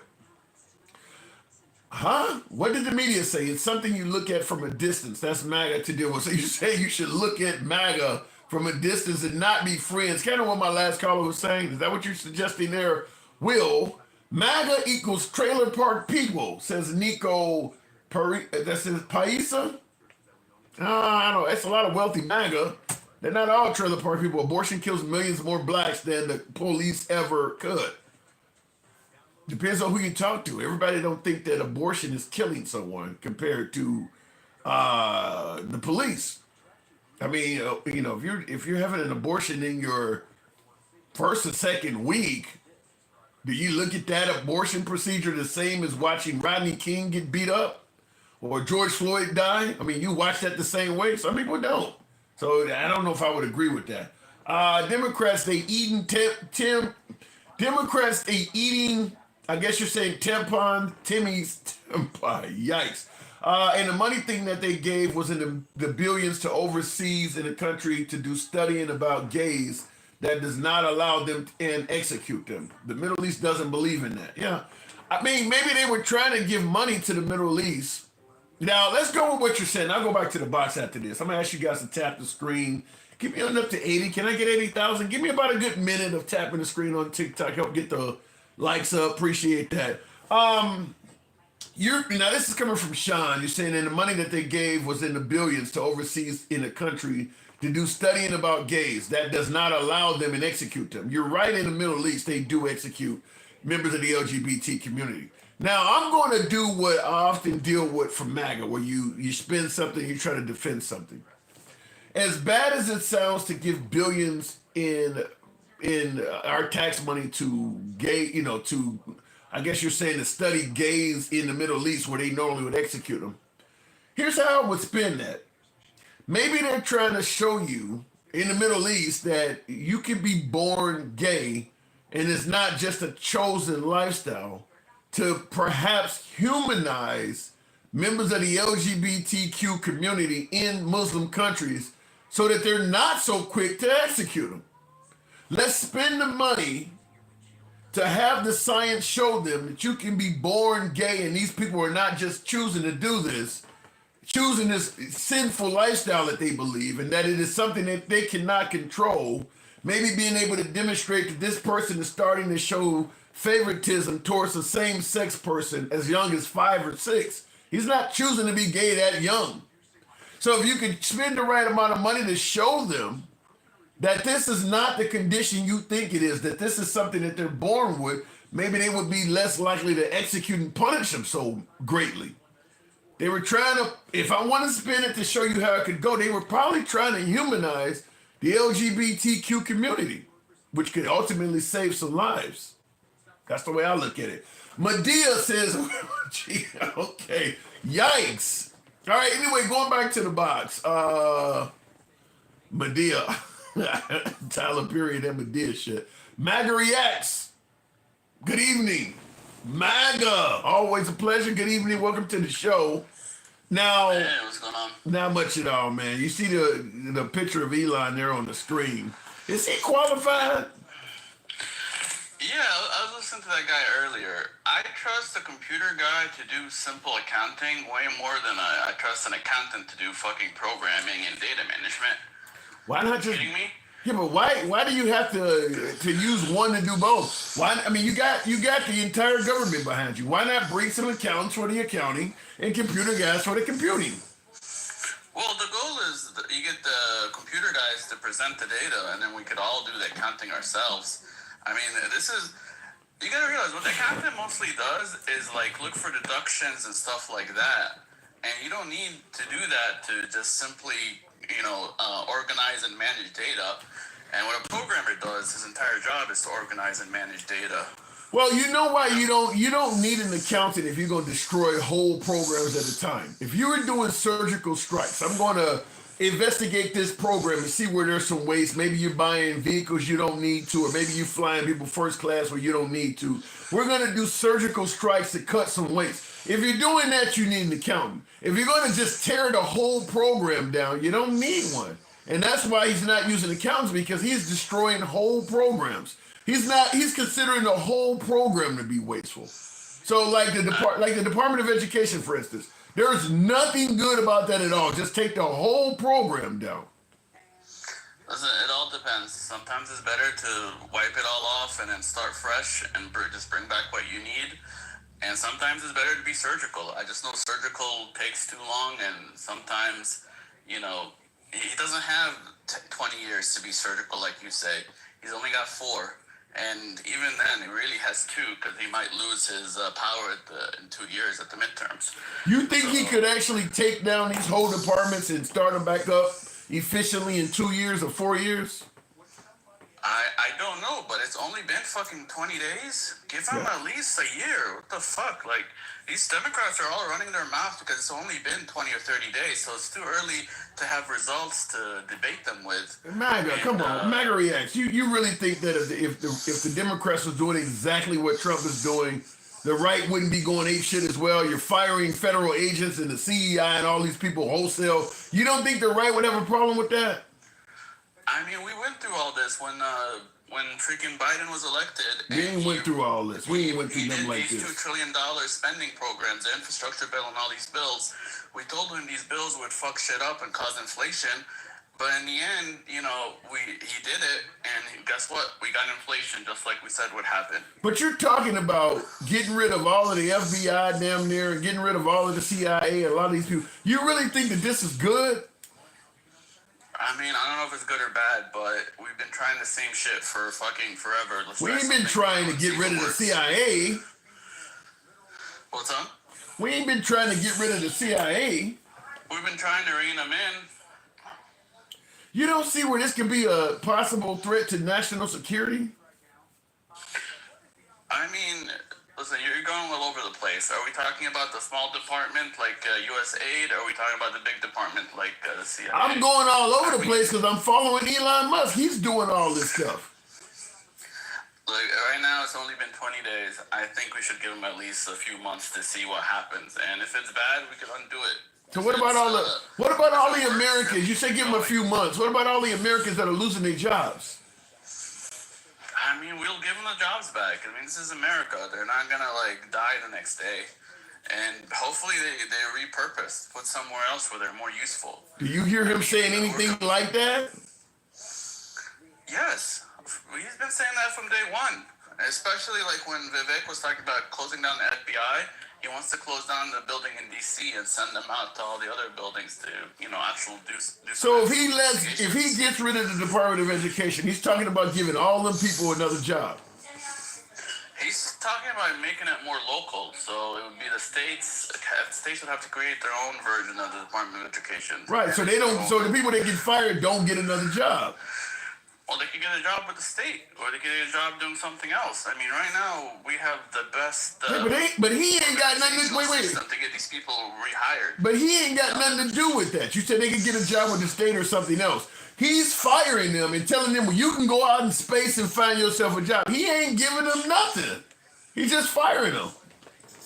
Look, if the job's useless, do you want to keep giving them money forever to do a useless job, or do you want to fire them so they can find a new job? You think the whole Department of Education is useless? Yeah, honestly. I mean, I haven't looked into it that much, so I don't want to defend it, but it seems to be like a useless department to me, because all it does is send money out to different people. All it does is spend money. Like, it doesn't actually work in actual education. They just send money to all these places and tell them, you know, use this money to do something. Here's what I don't understand, MAGA Reacts. Is if we get rid of some of these departments and allow the states to do it, why do we automatically assume a state Department of Education is going to be more efficient than a federal one? Why do we just, I mean, you could be, if you do something at the state level, it's literally the same thing, it's just smaller. Why do we automatically assume that's going to be efficient? Because it's going to be more precise. The people at the state level know what the state needs. It's like the difference between using like a chisel and using a hammer to scuff something. You know, the Department of Education is a hammer. If you hit a giant rock with a hammer, it's not as good as using a chisel to like more precisely break off little pieces. So like when Florida wants to teach that slaves benefited from being a slave, and they're not teaching that in, say, Illinois, you do understand where you could end up having Americans that have a whole different education depending on where they grew up at? Yeah, that's fine. I mean, we're still all going to be Americans, and you're still going to have the people in Florida voting for and organizing their Department of Education based on the state. And you were okay with that? I mean, honestly, I spent years in Texas learning Texas history, and then I moved to Florida where all that information was completely useless. Like, why the fuck do I need to know about the animal in Florida? You know? I mean, I enjoyed it. I loved the Texas history, but I get to Florida. First of all, there's no Florida history, which I found hilarious. Why the fuck do I need to know about the Alamo in Florida? So if you don't live in New York, you don't need to know anything about September 11th. Well, that's a nationwide thing, and honestly, is it in the history books? Yeah. It's more recent history. Yeah, I believe it is. Yes. That's the other thing that I found funny about these history books. Like even in Texas history or American history, they give you this book, and you barely get through like a quarter of it before the year is over. So it's kind of. I don't know. I mean, I got you and I disagree on this because I got folks that tell me all the time the party switch didn't happen. The Civil War was not about slavery. I get people. I'm like, man, if you were teaching history, it would be incredibly inaccurate. I mean, I don't. Go ahead. Sorry, the problem is in most of these history books, we don't even get far enough to where we talk about the party switch. I've never really got that far past the Civil War in any of these history classes back in high school.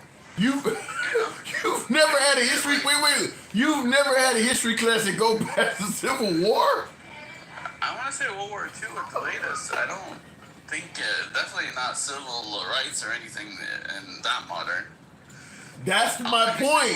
That is my point. You're illustrating what I'm saying right now. If you went to school in a liberal city, you definitely got up to the Civil Rights Act and stuff like that. If you go to school in Texas or Florida, like you're talking about, they don't want to talk about the civil rights. I think you're kind of making my point for me, is that they're hiding parts of history.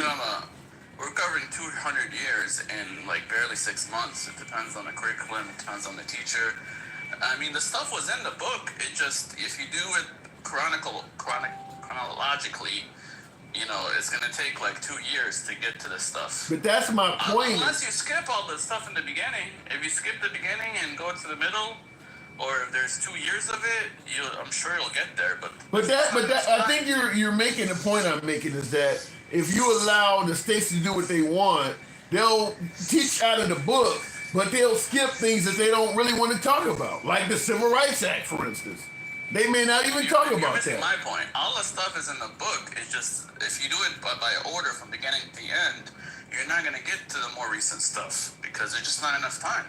And that all really depends on the teacher. Like the teacher is doing his best to teach us all this stuff. It just, you know, how far are you supposed to get and how much stuff are you supposed to? There's so much history. Like it's just so much stuff to cover.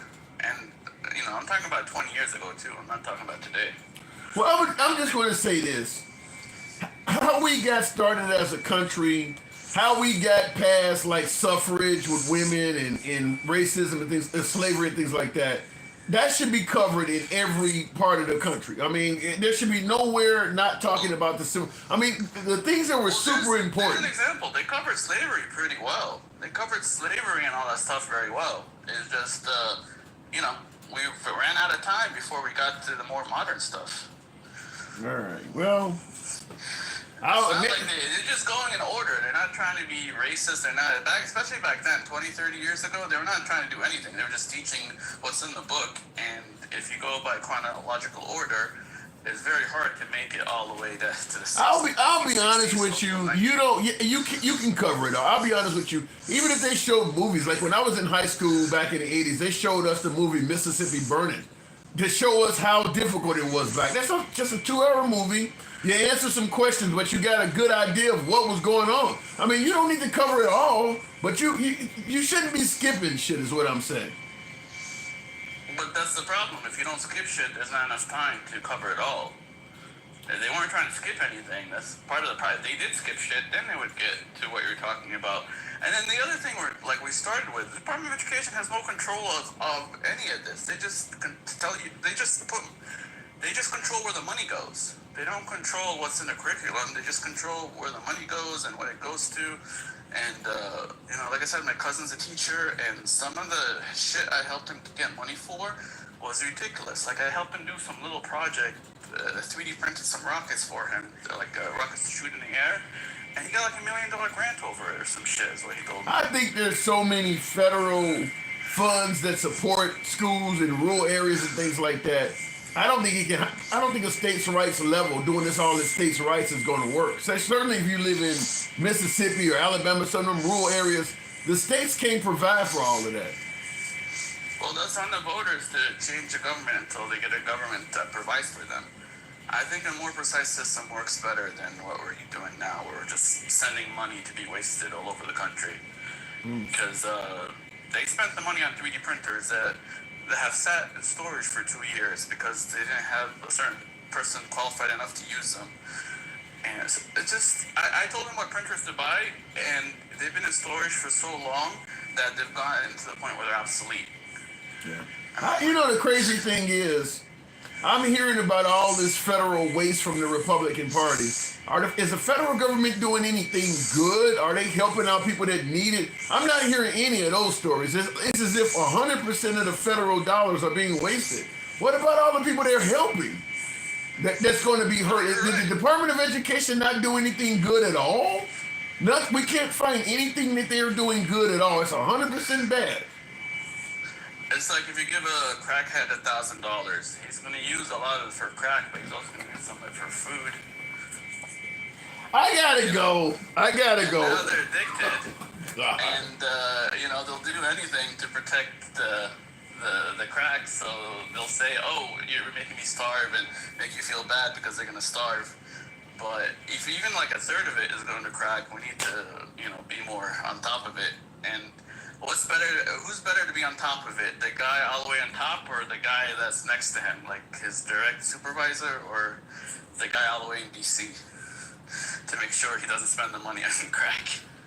Because if you put it in those terms, where all this money is wasted on drugs or something, you want someone more local to supervise that guy to make sure he uses the money properly than the guy all the way up top that doesn't even see the guy. I'm gonna leave it at that. I gotta go. Take care, man. Get you later. Wow. And by the way, like I said, after many of these conversations, he's not the only one that thinks like that. He's not the only one that thinks like that. Pip Nate Furbeck says, that's MAGA logic. Well, like I said, he ain't the only one. So this is what we're dealing with, folks. Anyhow, folks, I do got to step away. I appreciate the 76,000 likes. We had a lot. There's a lot more I wanted to get into. But unfortunately, you know how the time constraints are. I do appreciate those who did tap the screen. That bald chick says he's not going to get any more money no matter how much they cut. I don't think, like I said, I don't think it's about Americans benefiting financially. I don't think celebrating Trump has anything to do with Americans benefiting financially. I think the celebration comes in the fact that he's sticking it to the liberals, sticking it to the transgender community, sticking it to progressive causes. It doesn't matter if you don't have to give me a penny. If you're not giving money to put tampons in bathrooms, for instance, somebody mentioned that. I'm happy if you can stop doing that. You don't have to give me a cent. That's what it's about. They're not really judging what Trump does based on whether it helps them out or not. The benefit is in I won. I beat the liberals. As long as he can tell them he's doing that, that is good enough for them. For me personally, as I started out the live by saying, if that money that Trump claims to be saving or Elon Musk claims to be saving, if it doesn't benefit me directly, I don't see that as a win. I'm not going to give him credit for telling me he done a bunch of shit that has made no difference in my life. But then again, I don't have the same ideology as MAGA. So that's a little bit difference there. Will G says MAGA ain't shit. Says inflation was up mid-teens before Biden took office. Trump, when the IRA passed, it was at 9%. Now it's at 4%. But like I said, I don't think people care about the economy under Trump. That was something to get Biden out of office. Now that Biden's gone, nobody gives a fuck about the price of eggs or the economy. Sticking it to the liberals is the goal. You couldn't say that to get Trump elected. You had to make it sound like it was about the economy and all that shit. It ain't. It ain't. Because you can clearly see now that the price of eggs have went up since Trump took office. Yet the complaining for MAGA has went down. So it never was about that. It was about sticking it to the liberals. You know, I don't want the blue hair people taking over the country. I want to be able to tell what a woman is. You know, I don't want these transgender folks. I don't want these immigrants roaming around. But they couldn't say that because there's far more people that cared about lowering the price of eggs and the price of groceries. So they told those folks what they wanted to hear, and those folks also sided with him, and this is what we have now. But I don't think Trump has to do a damn thing about strengthening the economy for MAGA to still say he's the best ever. I think he's doing pretty good with them now, and the economy ain't got better at all, and they think he's doing great. I got folks saying he should be on the side of Mount Rushmore. While eggs are $7-8 a dozen, they're saying that. So it ain't got nothing to do with the price of eggs. Anyhow, folks, what about eggs? MAGA. Yeah, they don't care about eggs. Meanwhile, the foxes are in the hen house. Yikes. Them white liberals got y'all right where they want you. The white liberals have no control. What are you talking about? Real quick in the comments, Bush debt. I don't get what you're saying there. Somebody's commenting. Anyway, I appreciate you guys tapping the screen at 78,000. Thank you very much. If you enjoy this type of dialogue, as I always say, follow the program on Instagram, on TikTok, a subscription on YouTube. We're here Monday through Friday. I was paying $8 for a dozen. Now I pay $6, so it's better. David, okay.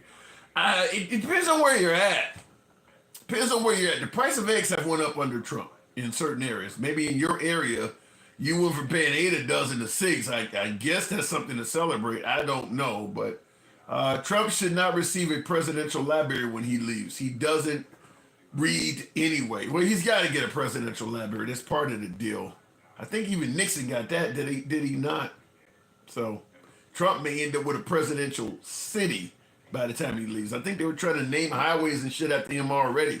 There's a lot of real deep adoration and love for Trump. He'll get a lot more than a library by the time he's done. You may have a city or a state named after that guy. It's your boy Tim, the Handsome Liberal. I'll catch you guys tomorrow. Thank you folks for tuning in as always. We'll do it again then. Appreciate it. Thank you. I don't know what I'm hitting there, but I'm trying to... Okay, there we go. What is it? People